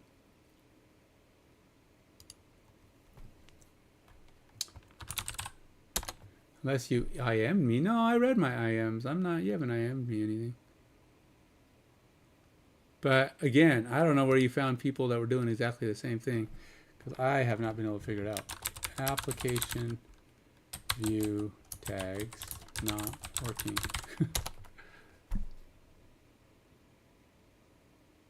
No, I'm sorry. Authentication view, not application view. It's authorized view tags. All right, here we go. BigQuery user is not to query an authorized view. BigQuery user is not able to query an authorized view. Authorized views and material views. Nav menu. Oh, authorized view. Authorized view. Not working. It's pretty common. I'm trying to use these stupid tags. They don't work. We have directed your feedback to appropriate engineer team for further evaluation. See, we don't know the problem, man.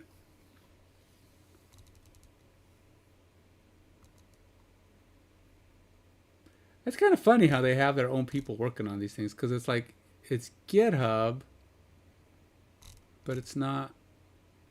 Thanks for contacting us. Can you inject authenticated state provider instance to the component and query it in your on-initialized method to see what is the current authentication state? That may give you some hints for where to look. Where do you say put it? Can you try to inject an authentication state provider instance to the component and query it in your on-initialized method to see what is the current authentication state? Not sure if you've solved the problem, but if you haven't, you can try the following and claim identity.add claim. Yep. Using claim type role, if that's what you've been using, doesn't work. Doesn't seem that person ever responded. Get authentication state. Yeah, see, I'm already doing that. But see, this is what my get authentication state returns, which is get authentication state async. And this is all of what it returns. So there's like no status there or state. I don't know, man. Get authentication state. Return.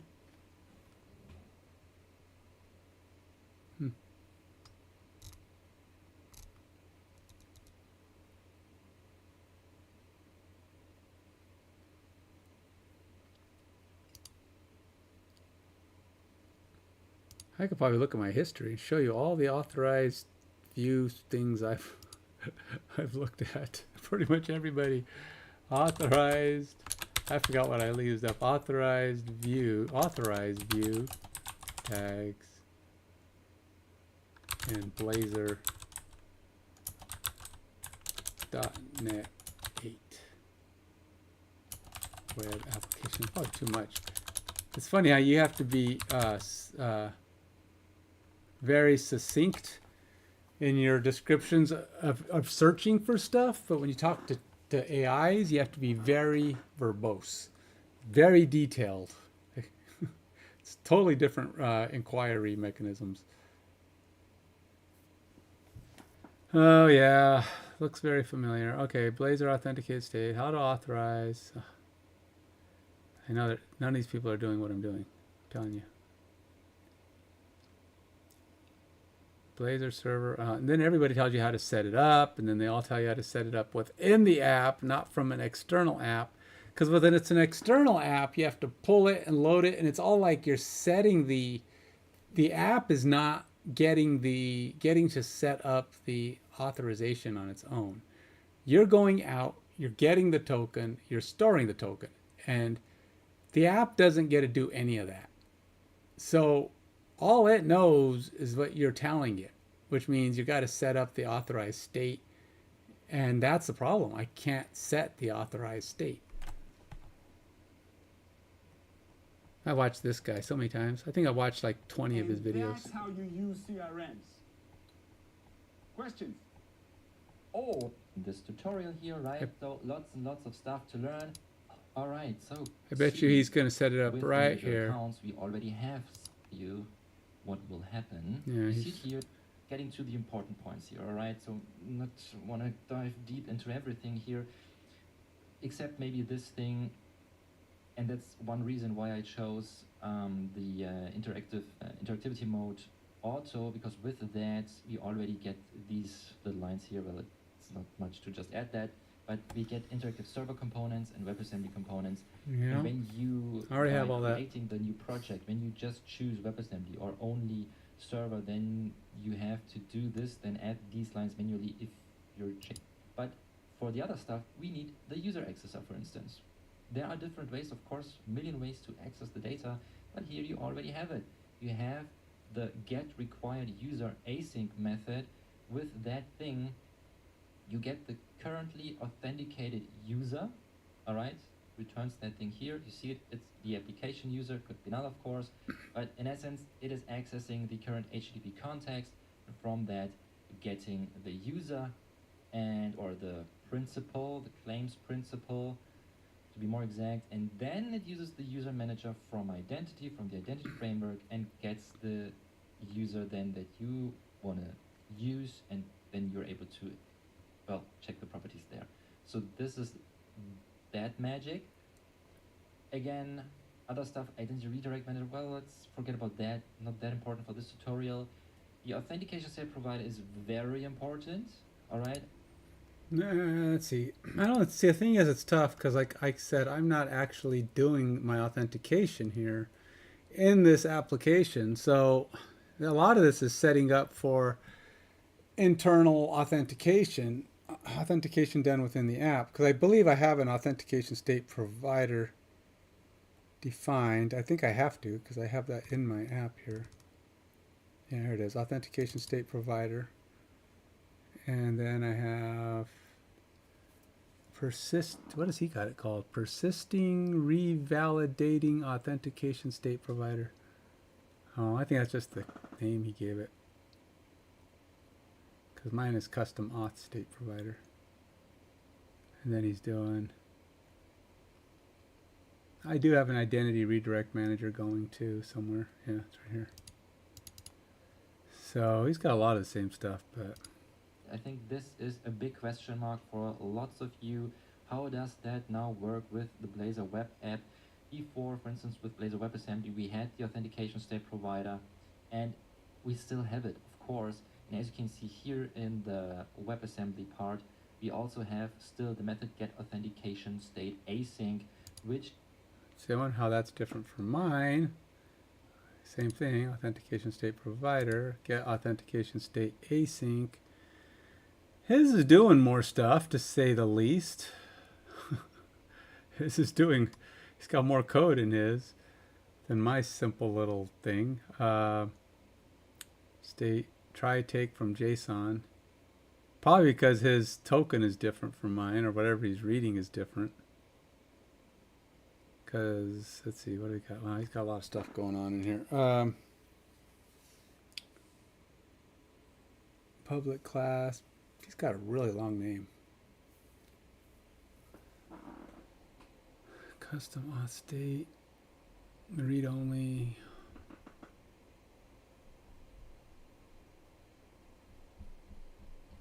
Name. Take from JSON. User info. Name of user info. Return authenticated task.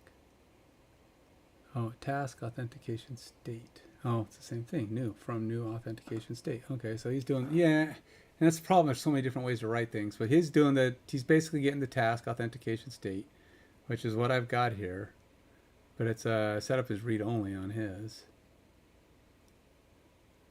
Task result, new authentication state, and then new claims principal, new claim identity, but I'm actually just passing in the user because I'm not setting it that way.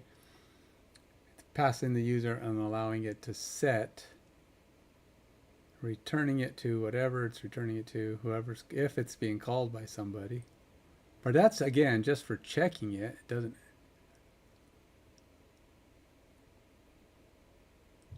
And I don't have anything that's functionally checking it. I mean, even his has no references. There's nobody calling it. Well, provides the authentication state and also adds the claims to the user. All right. And here, Oh, his is doing what some we of the will stuff. do I later add the is we will claims also on, add in the the login form. role, all right, because the My I login don't know, form date is of birth, adding for the instance, claims if you to want to it. use a custom property, this is not a claim that you would add here. One more claim you would add is probably a role, though.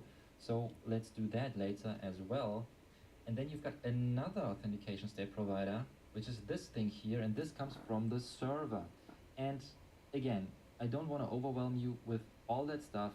I think it's not that important for this tutorial, but the most important thing to know is that this authentication state provider persists the authentication state, and let's just say it forwards the information of the current user to the client. And as you can see here, this is the crucial part. And again, we will make a change here where we will also add the role to the claims, and then the role will be available on the client.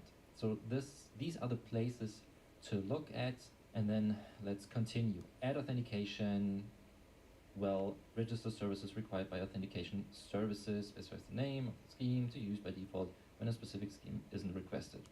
Important for authentication. Let's just leave it at that. Now this, I think you know now, adding the database context, it first gets the connection string from the app settings JSON. Yeah, see, now it's connecting to the database to do SQL its Server stuff. provider. So this is him And, implementing the database actual log, auth into the page exception. application. So, well, again, let's have a look here at the components. Then we've got identity, all right, but even better, pages. And here you already see lots of stuff, and also the manage pages, all right. So here all that stuff is used. And again, I told you that at the beginning of this tutorial, this uses SSR, static server-side rendering. It's actually only server-side rendering, but well, in one of the community stand-ups, the ASP.NET Core team said maybe we can call it static server-side rendering to differentiate between really using server-side rendering without WebSockets and Blazor server, then is the server-side rendering with WebSockets. All right. I know maybe still a bit confusing, but again, if you just play around with that, you will get the hang of it, and then maybe a couple of days you will begin to love the new Blazor with .NET 8. Anyways, so this is now the login form that I'm not loving Blazor with .NET 8. Not loving it at all, because it don't work. Or it certainly doesn't. I mean, come on. I mean, really, why is it got to be so complicated? Set the state. Bam, done. Why? I don't understand why it's got to be so complicated. It's just like, it should be a one line, one method thing going on. I don't know what the underlying is, but set the state. Done. What?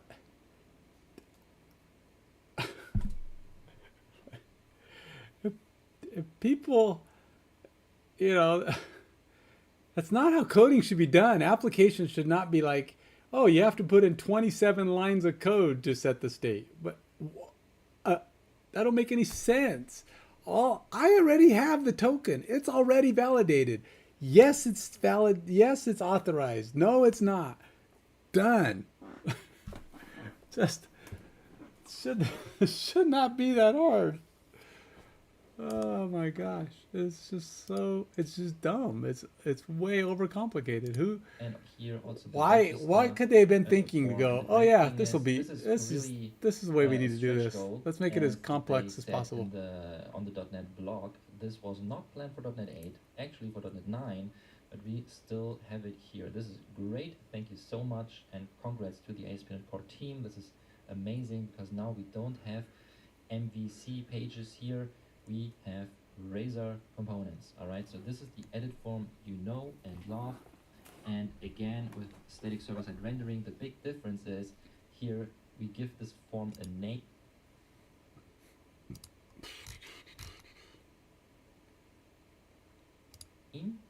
Register, for instance, and then down here in the code block we use this new attribute, supply parameter from form, and with that we know that this property here is used in that form. If you have more forms than just one on one side, then you would have to define the name here as well, but we only have one form, so this should work. Alright, and this is then again the input model, and I think the input model, well, it's not here, but in the login page there we have it. Model is input, and when we go there, yeah, here we see the input again, supply parameter from form. This is our model, and here it's this is actually the class for the login. Alright, and the same I also saw here. Oh, let's add, I'd say, a custom property. Let's just see. Oh, this looked great, and you already see the new migration file here. It was opened for us. I think this is new, isn't it? Date of birth, yep. Oh, that's just him building up the auth. Async needs.com, logging in. Alright, and now drum roll, we go to... Yeah, so he's got all his authorization built so into the here we have application, phone number, and which what is happens if I just totally save? not what I need. Okay, so Because here you it all see works the when you location call in it action, from right? We have the phone application number stuff, but it and doesn't the work. date of birth. Now for the phone number, I don't know the phone number, but regarding the date, pretty sure this is the one. Alright, so you see we also have a date, and then simply update async, and we want to update the complete user here. And now we can use actually this thing here we already have, and just check if update result succeeded, and if not, we redirect to a page with the status unexpected. Okay, he does have a different redirect here. What's he got? Redirect manager, redirect to current page with status, unexpected error. Oh, nope, that's not, it's not redirecting to home page. Redirect to current page with status. Your profile has been updated. Nope, I guess not. So I don't know, whatever he's doing.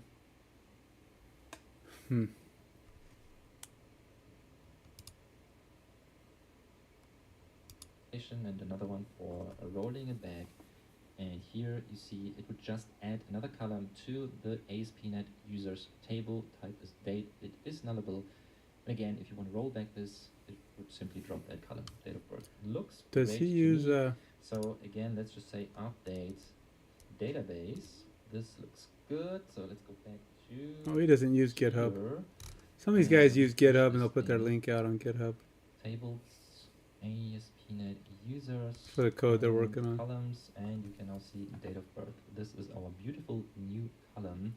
We can of course have a look at the data here, and now here This might be good when I need to add more data, because I do need to have more data in. database, of course. I'd like we to wanna start do using that passing extra in our information back with my application, alright? my JUT So token. now what we can But do that's is after. again, we go to our manage index page, and I wanna add a date of birth. So here now, let's just add this property, date only. Okay, I and think publish date of birth. Now, how do we get the current value? Well, we've got non-initialized async. I've really got to right? advance on this. It's time for me to move on. I think I may just, I may have to just do the if it's authorized, do this. Because this is just silly. This is way too complicated. Look how many different people have tried similar stuff, but I don't know which ones. It's like, if I read, I mean, these are all like, how long do they vary? Anything from 15 minutes to an hour and a half. I could spend weeks just watching a video to find one little tiny piece. Blazor server authentication authorization. Authentication. What is this one?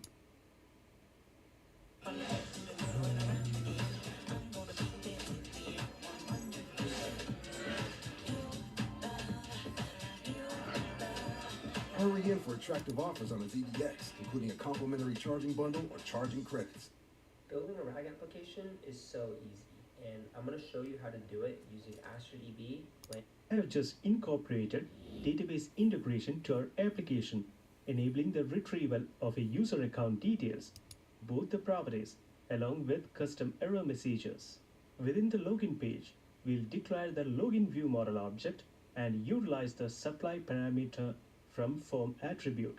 As we'll be receiving the object property value provided username, we also verify if the provided pass to sign in the principal, completing the user authentication process. Upon successful authentication, we can redirect the user back to the home page. To achieve this, we'll inject the navigation manager and utilize the navigate to method for redirection. Additionally, Except it let's doesn't start from work. the page you are. I've tried it. I have a navigation manager. It does not work. No. And I don't even know if this is Blazor 8. What is this .NET 8, or is he just using WebAssembly, which is part of our Blazor? So we dive into. We explore how to authenticate users, implement authentication using Blazor's built-in features. Of course, it's because it's going to be built in, and I don't want it to be. The video clearly explains how to authenticate in Blazor and how to authorize in Blazor. Learn how to authorize in Blazor. Secure your web application effectively. We cover various. As you covered, Blazor cookie authentication, Blazor server-side cookie authentication. We'll explore Blazor cookie authentication, a crucial aspect. Blazor cookie authentication offers a seamless way to authenticate users with your Blazor web app without the need for identity. Cookie have becoming more accessible and powerful in our example of Blazor authentication without identity. You know, it's funny because I've been reading a lot of this stuff lately, trying to figure out the answer.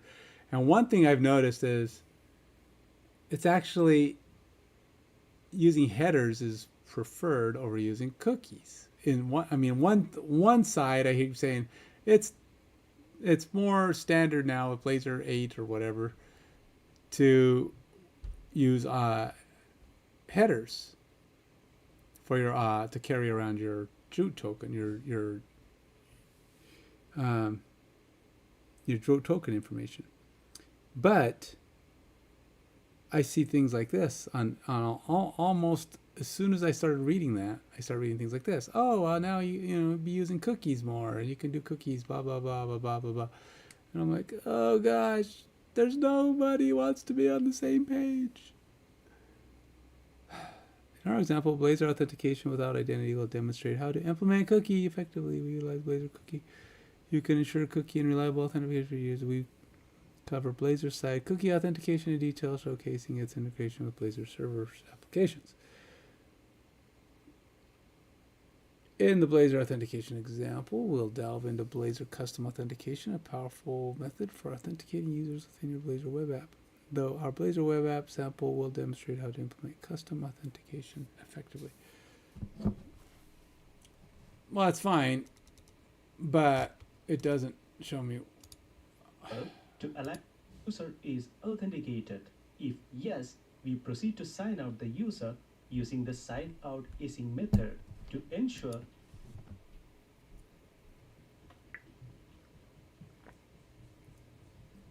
All right, so they got this login or log out user. I'm curious. Let's go see. I'm guessing log out must exist on this one too, right? Because you got to have a log out method.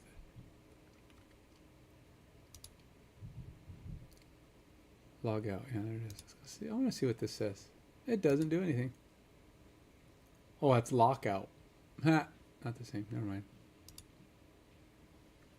Log in. No, there isn't a log out. I thought there was a log out. There's a log in, but no log out. Okay. So what does this change to then? I thought it changed to log out. If I go to nav menu, Yeah, log out. It's a log out page. Oh, it's under account. Nope, that's account.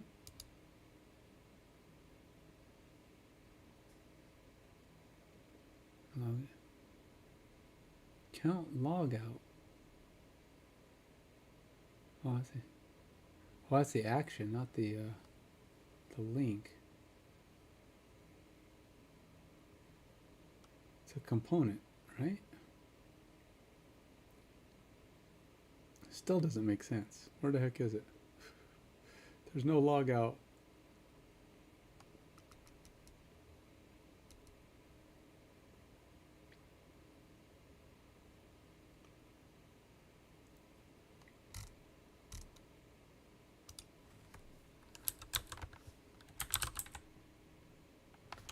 Oh, wait, there's no log out file.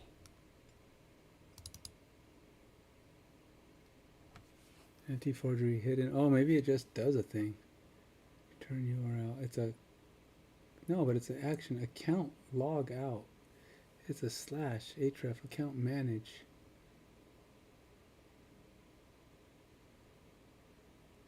Huh. Alright, let's see. Entire solution. Find all log out options.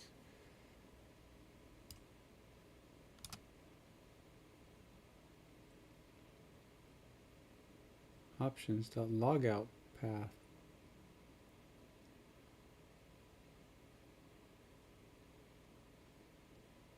Okay, so we have links to log out. We don't actually have a log out object.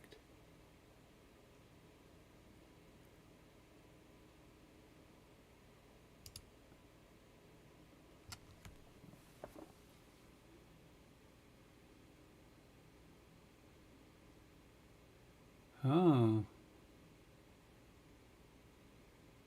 So it's just a fake out. It's like you're mapping to this method. When they go log out, you go here and it does this action. So it says account log out. See, this is weird to me. Map additional identity endpoints. So it's creating this path to a method that's simply going to sign you out of this using the sign-in manager, which, by the way, I'm pretty sure I don't actually have functioning because that's part of the code that's not part of my application.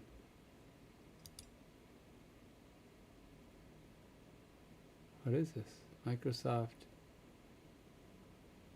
Sign-in Manager. Sign-in Manager, what is this?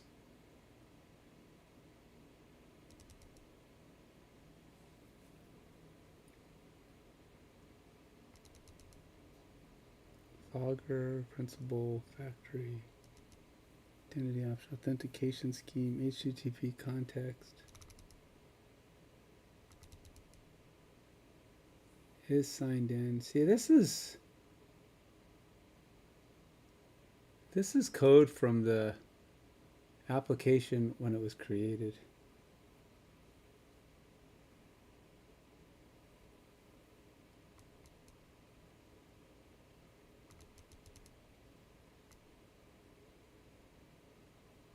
Auth 08 context, the authenticate user. I'm going down the rabbit hole again. Reading code that's not even used by my application. This is like, uh-oh. Sign in async. This is just stuff that was put in as part of the template of the application when I created it. And it doesn't function with my code because, again, it's not done this way. Sign in with claims async. Sign out async.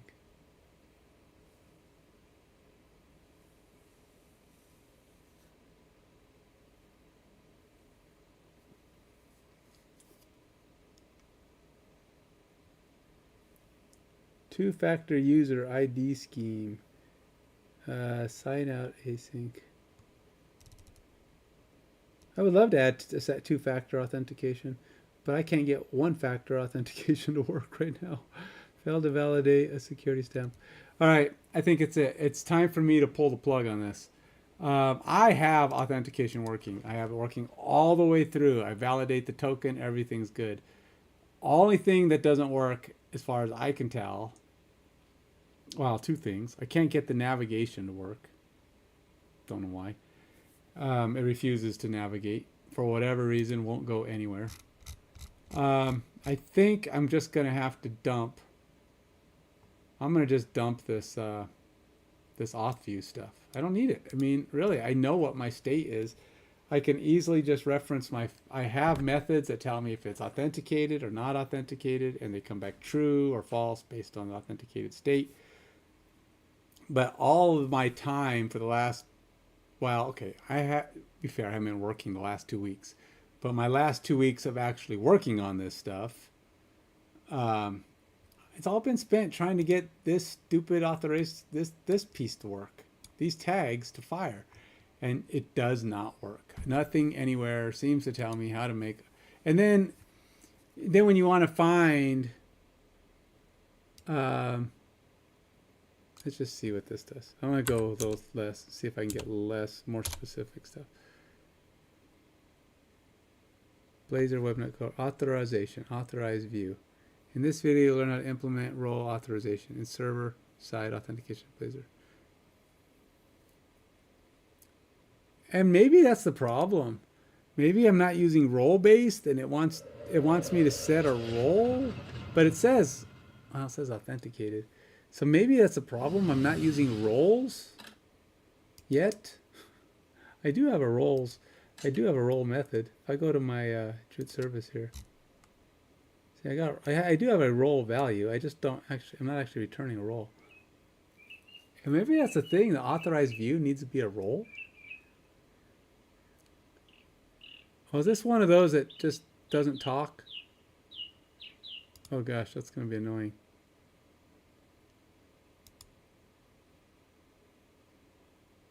Oh, this is 3 years ago. That's not even going to be .NET 8.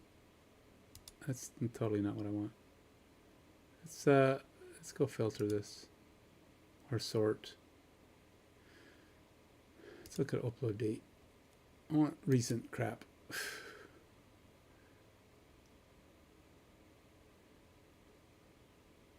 Yeah, no more results. But I just said by upload date. Oh, it's the only thing that mentions that comprehensive Blazor, which is part of our Blazor tutorial.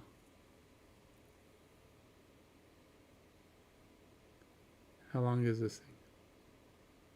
That's one I just did, ain't it? Meter enable. Now, to implement different behaviors in the application based on the authentication status, let's start by making changes to the main layout. Within the main layout, we'll incorporate the authorize view to conditionally display login and logout buttons.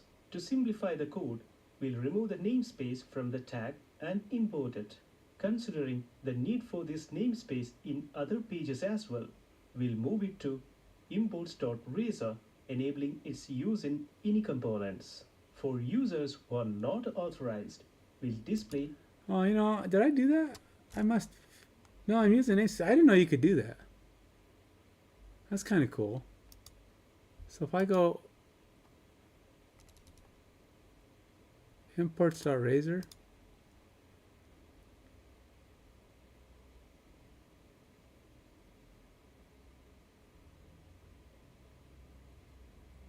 You know, they need like a 10-second back button. I missed that. I want to go back. We'll remove the namespace from the tag and import it. Considering the need for this namespace in other pages as well, we'll move it to imports.razor, enabling. Oh, that's ASP.com core authorization. Oh, it's the namespace for the object, not for the application. Oh. Its use in any components. For users who are not authorized, we'll display a login button. On the other hand, for authorized users, we can present the logout button. In the nav menu component as well, we'll incorporate the authorized view and authorized tags.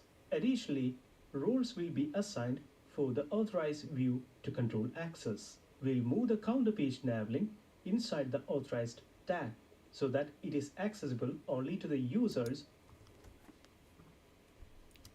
with the roles administrator or user. Subsequently, another authorized view is included specifying only the administrator role. The weather page nav link will be moved within this tag, ensuring that the weather page can only be accessed by users with administrator role. Moving on to the home page, you'll notice that no render modes are assigned and it currently utilizes static render mode. For a more in-depth understanding of render modes, you can refer to the Blazor web app video, part of the Blazor tutorial playlist. In the home page, our focus is on demonstrating how authorized view works with a static page. We'll place a welcoming message at the top and beneath that, display the login or logout option based on the authentication status. Proceeding to the counter page, you'll observe that it is using interactive server render mode. Our goal here is to display a button exclusively for authenticated users. We'll implement an on-click method named display greeting alert. The purpose of this method is to showcase a greeting message along with the username of the authenticated user. To fetch the username from code, we need the authentication state object, which can be retrieved from cascading parameters. The object is of type task of authentication state, and we can obtain the authentication state by awaiting it. Now, we can create the message to be displayed by concatenating the username from authentication state to the message. To display an alert, we'll inject IJS runtime and leverage invoke void async method. To ensure proper functionality of the implemented features, an important change needs to be made in the routes.razor component. Instead of using route view, we should utilize authorized route view for the desired functionality.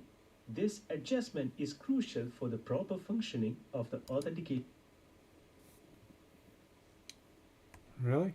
Do I have that? I would imagine I do, because that stuff was already built in. But like I said, that stuff was put in, and I'm guessing it's default. But I'll go look. What did it say? Routes.razor.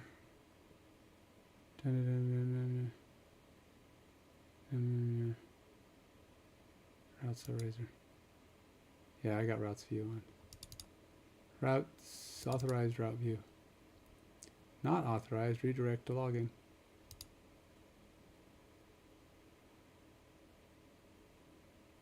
That's kind of cool.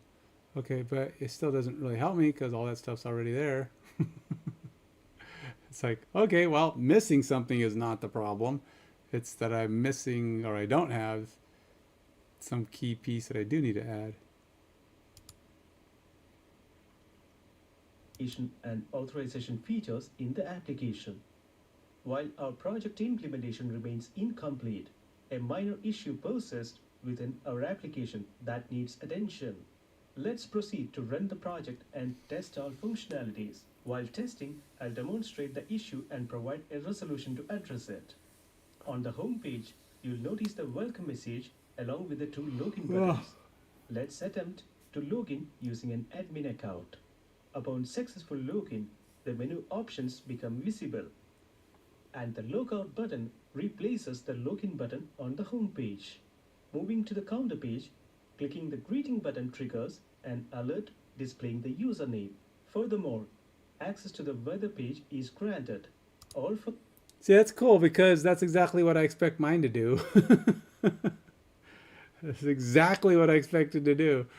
But I don't know what he's doing to make that authorized view stuff work because it doesn't.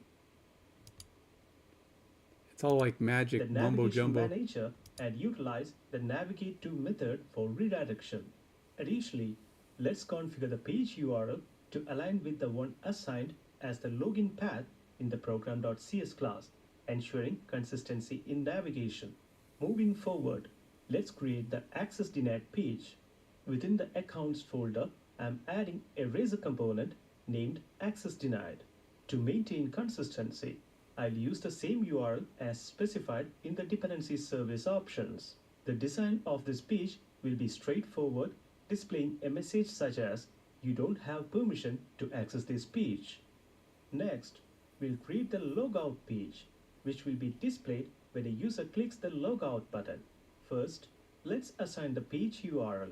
On this page, we'll present a simple message confirming successful logout. In the code section, So he cleaned it we'll out. update He cleaned the app the out, and he's HTTP actually context doing it all object from scratch, which to is nice, cascading but it still doesn't parameters. explain how this works. Moving on, we override the onInitialized async method and make it asynchronous. Within this method, we check if the user is authenticated. If yes, we proceed to sign out the user using the signout async method. To ensure components are refreshed, we use the navigation manager to reload the page, navigating the user to the same page with the force load parameter enabled. Now, to implement different behaviors in the application based on the authentication status, let's start by making changes to the main layout. Within the main layout, we'll incorporate the authorize view to conditionally See, what did I miss the part where he actually set up the authentication? I mean, he's doing it. I know he's doing it built in. That's the problem. implementing the authenticate method. To access the user account details from the database, Yeah, we because he's inject pulling from the DB database. context into the component. Initially, we fetch the user account by filtering with the username provided in the input text. Subsequently, we check if the user account object is null, indicating the absence See, this of is why I a don't like user really account long. with the provided Just want to answer my username. question. We also verify if the provided See, password this is why I matches. don't use these, In because case it's like of I need any one invalid piece, input, we but I have to display go an through a error message 15-minute and video to exit find a the 2-minute method. piece. If both conditions are met, we This proceed is why I to like to create use a AI, list of because it just claims. tells me what the I want. first claim holds the username, while the second one holds the user role. Following this, a claims identity object is generated, with the claims as the first parameter and the authentication scheme used previously as the second parameter. We then create a claims principal using the identity object. Finally, the sign-in async method is utilized to sign in the principal, completing the user authentication process. Upon What is this?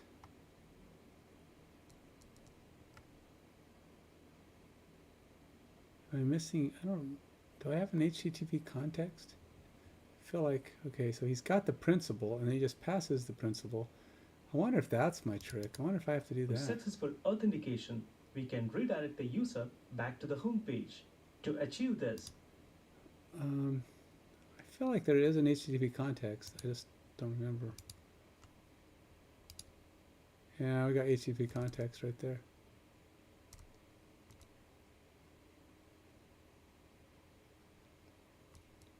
Do I use that?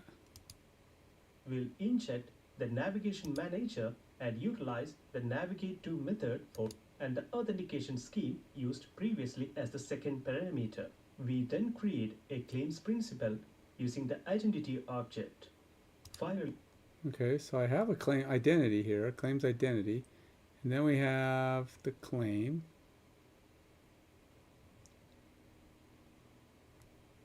Claims principal using my identity object.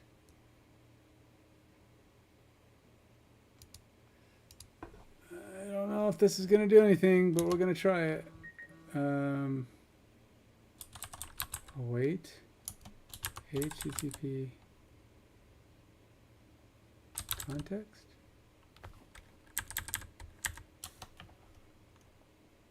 Dot sign in async. I don't know. So I don't know what this is going to do. the sign-in async method is utilized to sign in the principal, completing the user authentication process. Upon It says that it completes it though.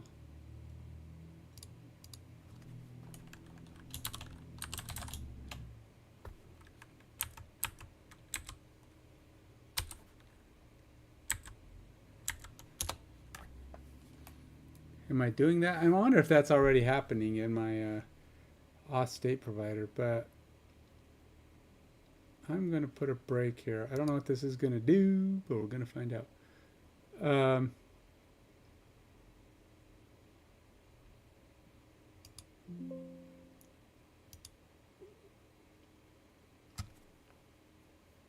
We'll see what this does. I don't have a lot of hope for it. I mean, there is a context accessor up here where we're doing HTTP context.response.cookies. But that's for when I'm doing the cookie storage. I'm not sure what this is going to do, if it's going to do anything. The upside is it didn't blow up. So that's a huge step. It didn't simply error and go because I added this line. But he says this completes the status. I mean, really, I already have the principal. I've done all that. So in theory, I should be able to just do this and then have it sign in. And then according to him, he's off and running off to do the other stuff. If that's the case, then I don't need any of this other junk. But could also be that that's not the case and I do need all this other junk. I don't know what this HTTP context is. I'll have to do some research on that one.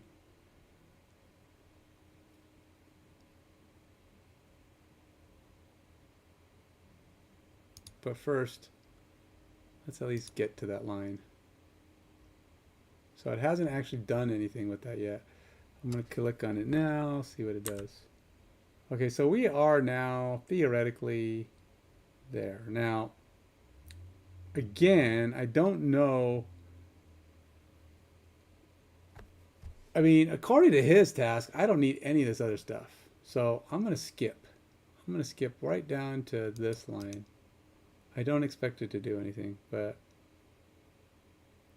I'm going to skip over this other stuff because I don't want it to trip anything. I'm just going to hit F5.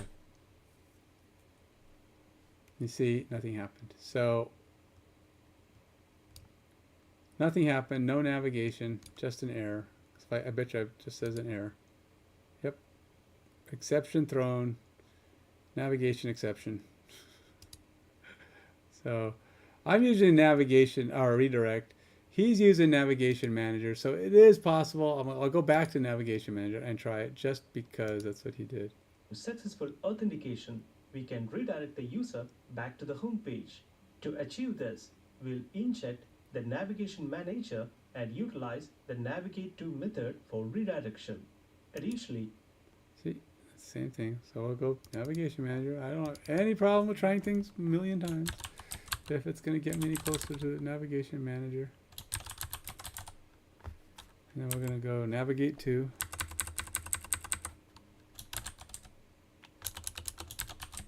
Navigate to.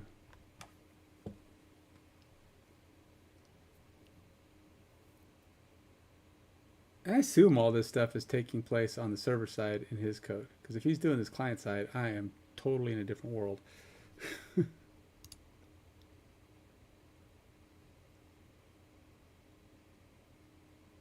All right, so I still think that's going to be a problem. I'm going to take this out just for the moment. Again, I don't know if I'm getting, I might go in here just to go run and see if, yeah, I really don't know what I'm expecting to see. At this point, this thing, or where'd it go? Oh gosh, it's not even on here anymore. I think I have a version of it on my, yeah, see, this is all the navigation state keeps returning me, or the authentication state, and it returns all this, and it's like, it's not really any information there. There's nothing. I don't even know where it's getting the user. I mean, he's getting user and all kinds of junk. I have things in mine but it's like, do I have to set these individual values? Because, watch, I'm going to show you what my user shows. Let's go back. I'll show you what my user shows.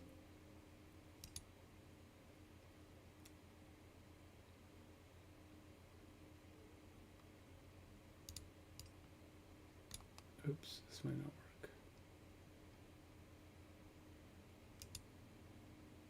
It's my user as a claims principal. It's got stuff in it. It's got the email anyway. But I can add other stuff. I think I have other stuff. I should probably add it all. Because I have, well, I have things like the expiration and other junk that goes in there. But you can see all the stuff that's loaded into my user object. It's like I have, like I can go to claims identity. Let's actually put a break on the claims identity when we get here.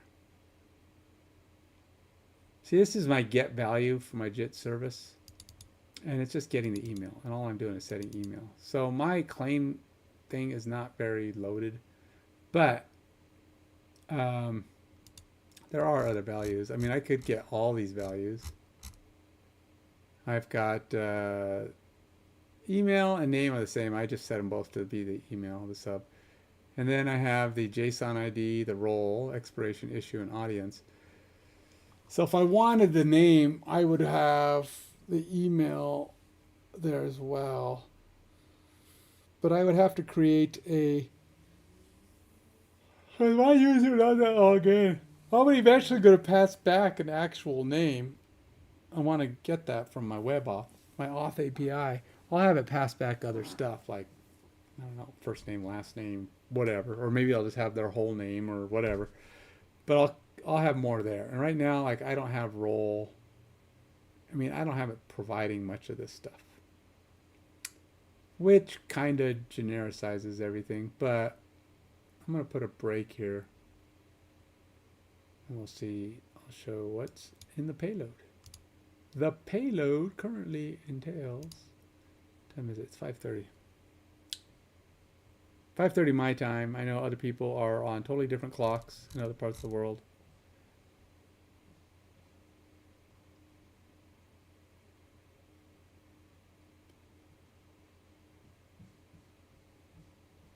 Go log in here. Log in here. So when I'm loading up, this is my payload. So there's six things being passed in. I'm providing a string for the sub, for the JTI.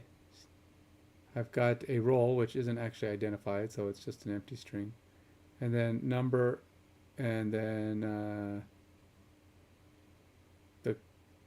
I forgot what that is, the issuer, and then the audience, UCL authorized users. But yeah, it's not a ton of stuff. It's really just email coming back that's of any use. And it could be that there's some missing parts there, like maybe I need to provide more. But I am just, my claim identity only has the email. So if by chance the authentication is expecting additional pieces, like the role, that could be my problem. I don't know. What all is he putting in on his? I'm curious. What all did he pass on his? He put in a role. He put in a name and a role. User account dot role.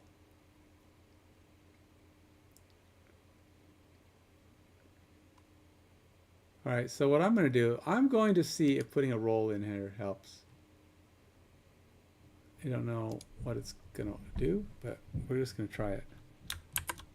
I'm wondering if it just doesn't know how to function without there being a role value. It's just like that whole authorized view is all about the role existing. And we're just going to put in a hard-coded value. We'll just say admin, just for now.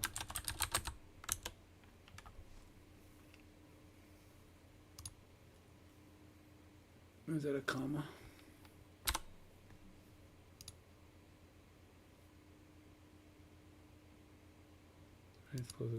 Let's see, because that's all he provided was name and role. And maybe I need to do something as basic as name and role. Maybe authorized view doesn't function without specific names.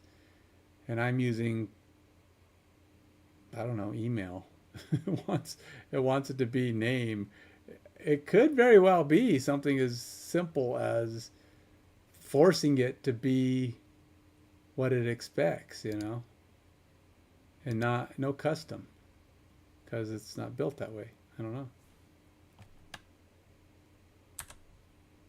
So now, if I look at my user, still says is authenticated. It's true. There's 2 claims now. And one is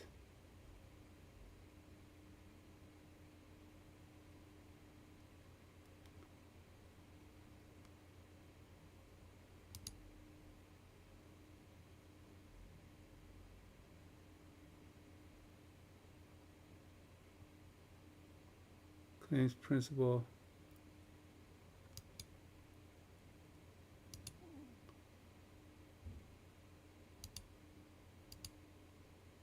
Oh, there they are. Okay, so we have the email address and the role. Okay, so those are there. If that's part of its problem, and then, I don't know, what's the user going to show me now? Still has 2 claims. Okay, well, I'm going to go ahead and skip over to this, because again, according to that logic, I don't need that. And we'll just hit F5. Yep. So the only other thing is it really so lame? Has to be name. It actually expects it to be name and role. I don't know. I have name and I have role here. Maybe it needs me to do a claim type name. Let's do that. For this to work. For basic authentication, I need to have name. So let's see what that does. I'll just put it in his username. It's just text. It doesn't care, right? I mean, it shouldn't. So we'll load it back up. Now it's going to have the exact same text as has. I have a username. I have a role. Identity principal created. I HTTP context sign in async. Done.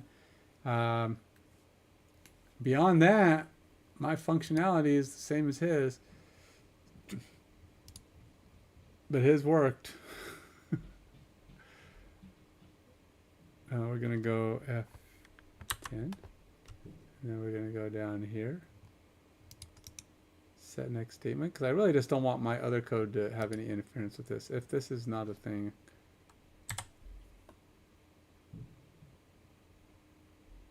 Nope. Didn't do anything. Didn't work. If I go home, still doesn't do anything. If I hit refresh. Just seeing if refreshing does anything. Nope. So yeah, we still can't navigate. We still don't, it's still not triggering. Users logged in, token saved. We have our key, Blazor. But according to this logic, my code is the same. Except he must have something going on with the HTTP context that I'm not set up correctly on. So let's go back a little further.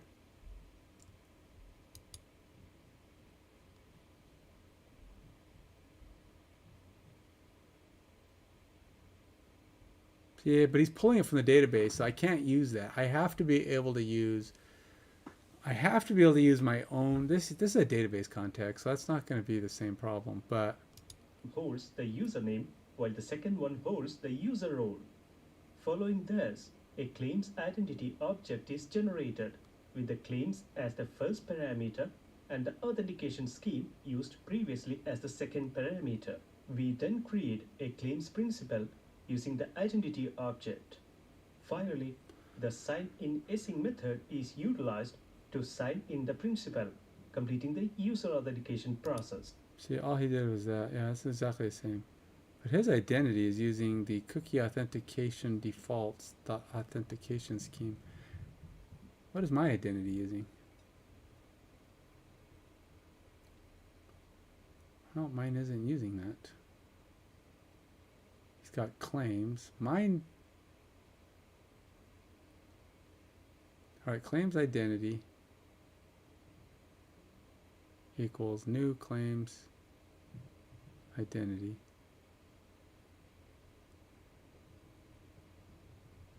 But he's got claims. Oh, so he defined the claims in advance. And then he set, see, mine is a bearer. Okay, so here's mine. His is cookie authentication defaults dot authentication scheme. And mine is bearer. So what I'm passing in is different from his.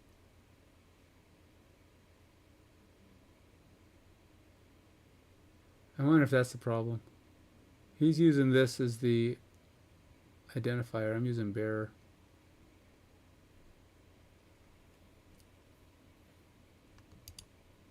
And it might just be blowing up on that. Let's see what this... I mean, it's not going to be a cookie authentication default, right? Cookie authentication defaults. Authentication defaults dot... What is this? His is authentication scheme.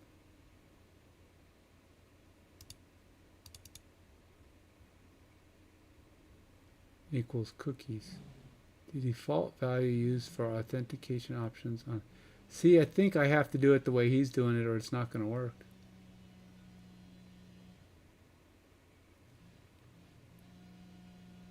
Cookie authentication defaults.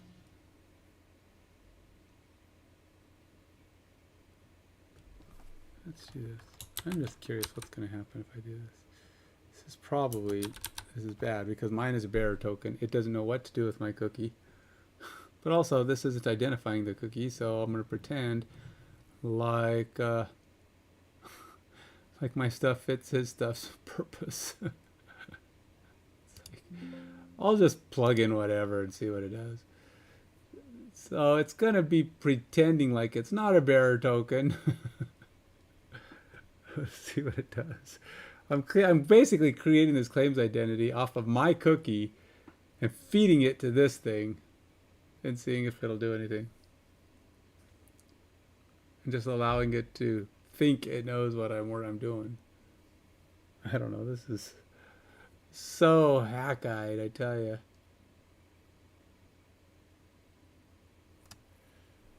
Ugh.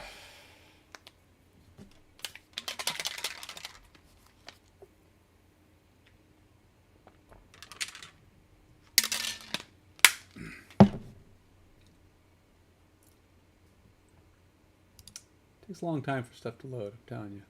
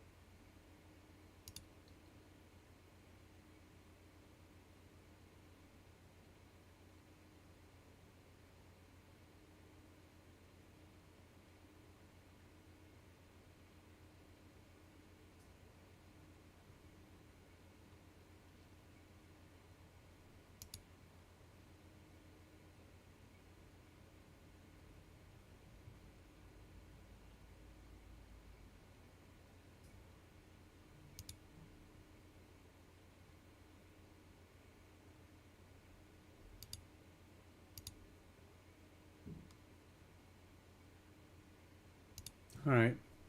Why hasn't it come back? Did I not start it? It's getting late, man. And I'm waiting for it to pop up. It wasn't even started. Ah! Sometimes, okay, there we go. Again, again, again, again. All right, we'll go back to here. Now, this is me just cheating and not doing it with a bearer type. Still didn't work. Even with me trying to do it the other way, it didn't work. And it still refuses to update this.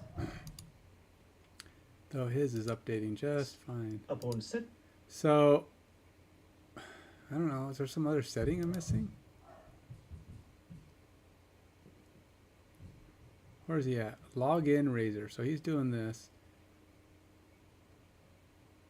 Task, authenticate. Var user. with the username provided in the input text. Subsequently, we check if the user account object is null, indicating the absence of a user account with the provided username. Oh, We also nope, this is verify just the if same the thing. provided password matches. I'm creating a class named Login View Model. This Management Studio. If you look into the user account tab available on our Patreon page, and you can find the link in the video description. Within the app settings, I have specified the connection. It is available on our Patreon page. Account details from the SQL Server database at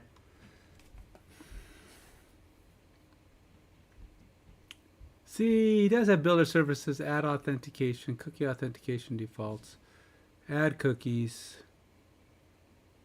So he is putting stuff in. That's probably why mine isn't doing it, because it doesn't fit that method. And add authentication. I have builder.services.add authentication. I believe I have that here too, but mine is not using that. It's using this, which is default authentication scheme, bare defaults.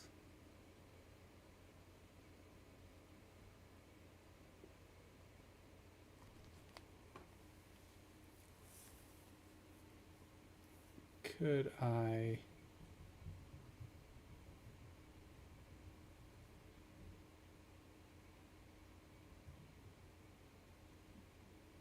Could I do that? Would it be possible to take this thing?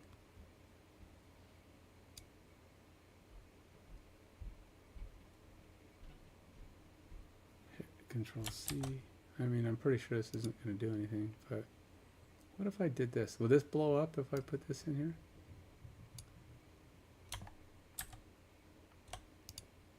Yeah.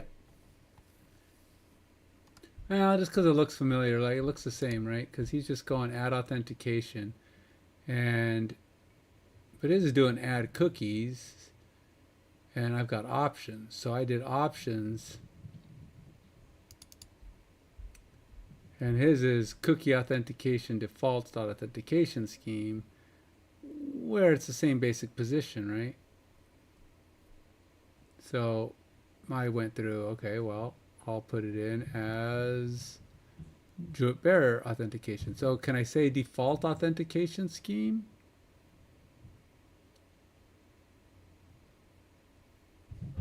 Because it's been set as this. Go like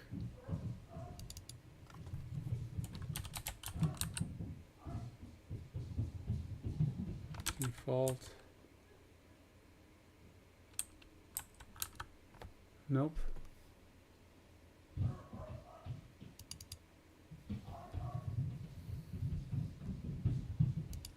Could I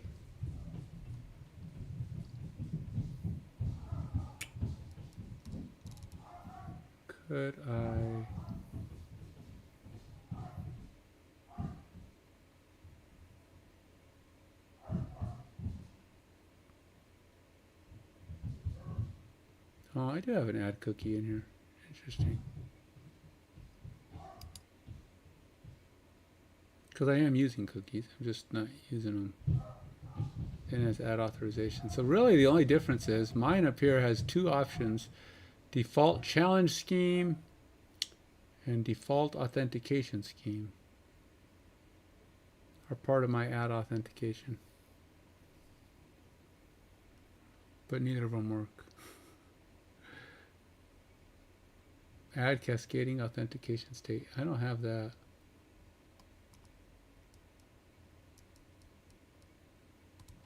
I wonder if he explains all these things. I don't know what cascading authentication state is. Okay, well, I think I'm going to call it for today.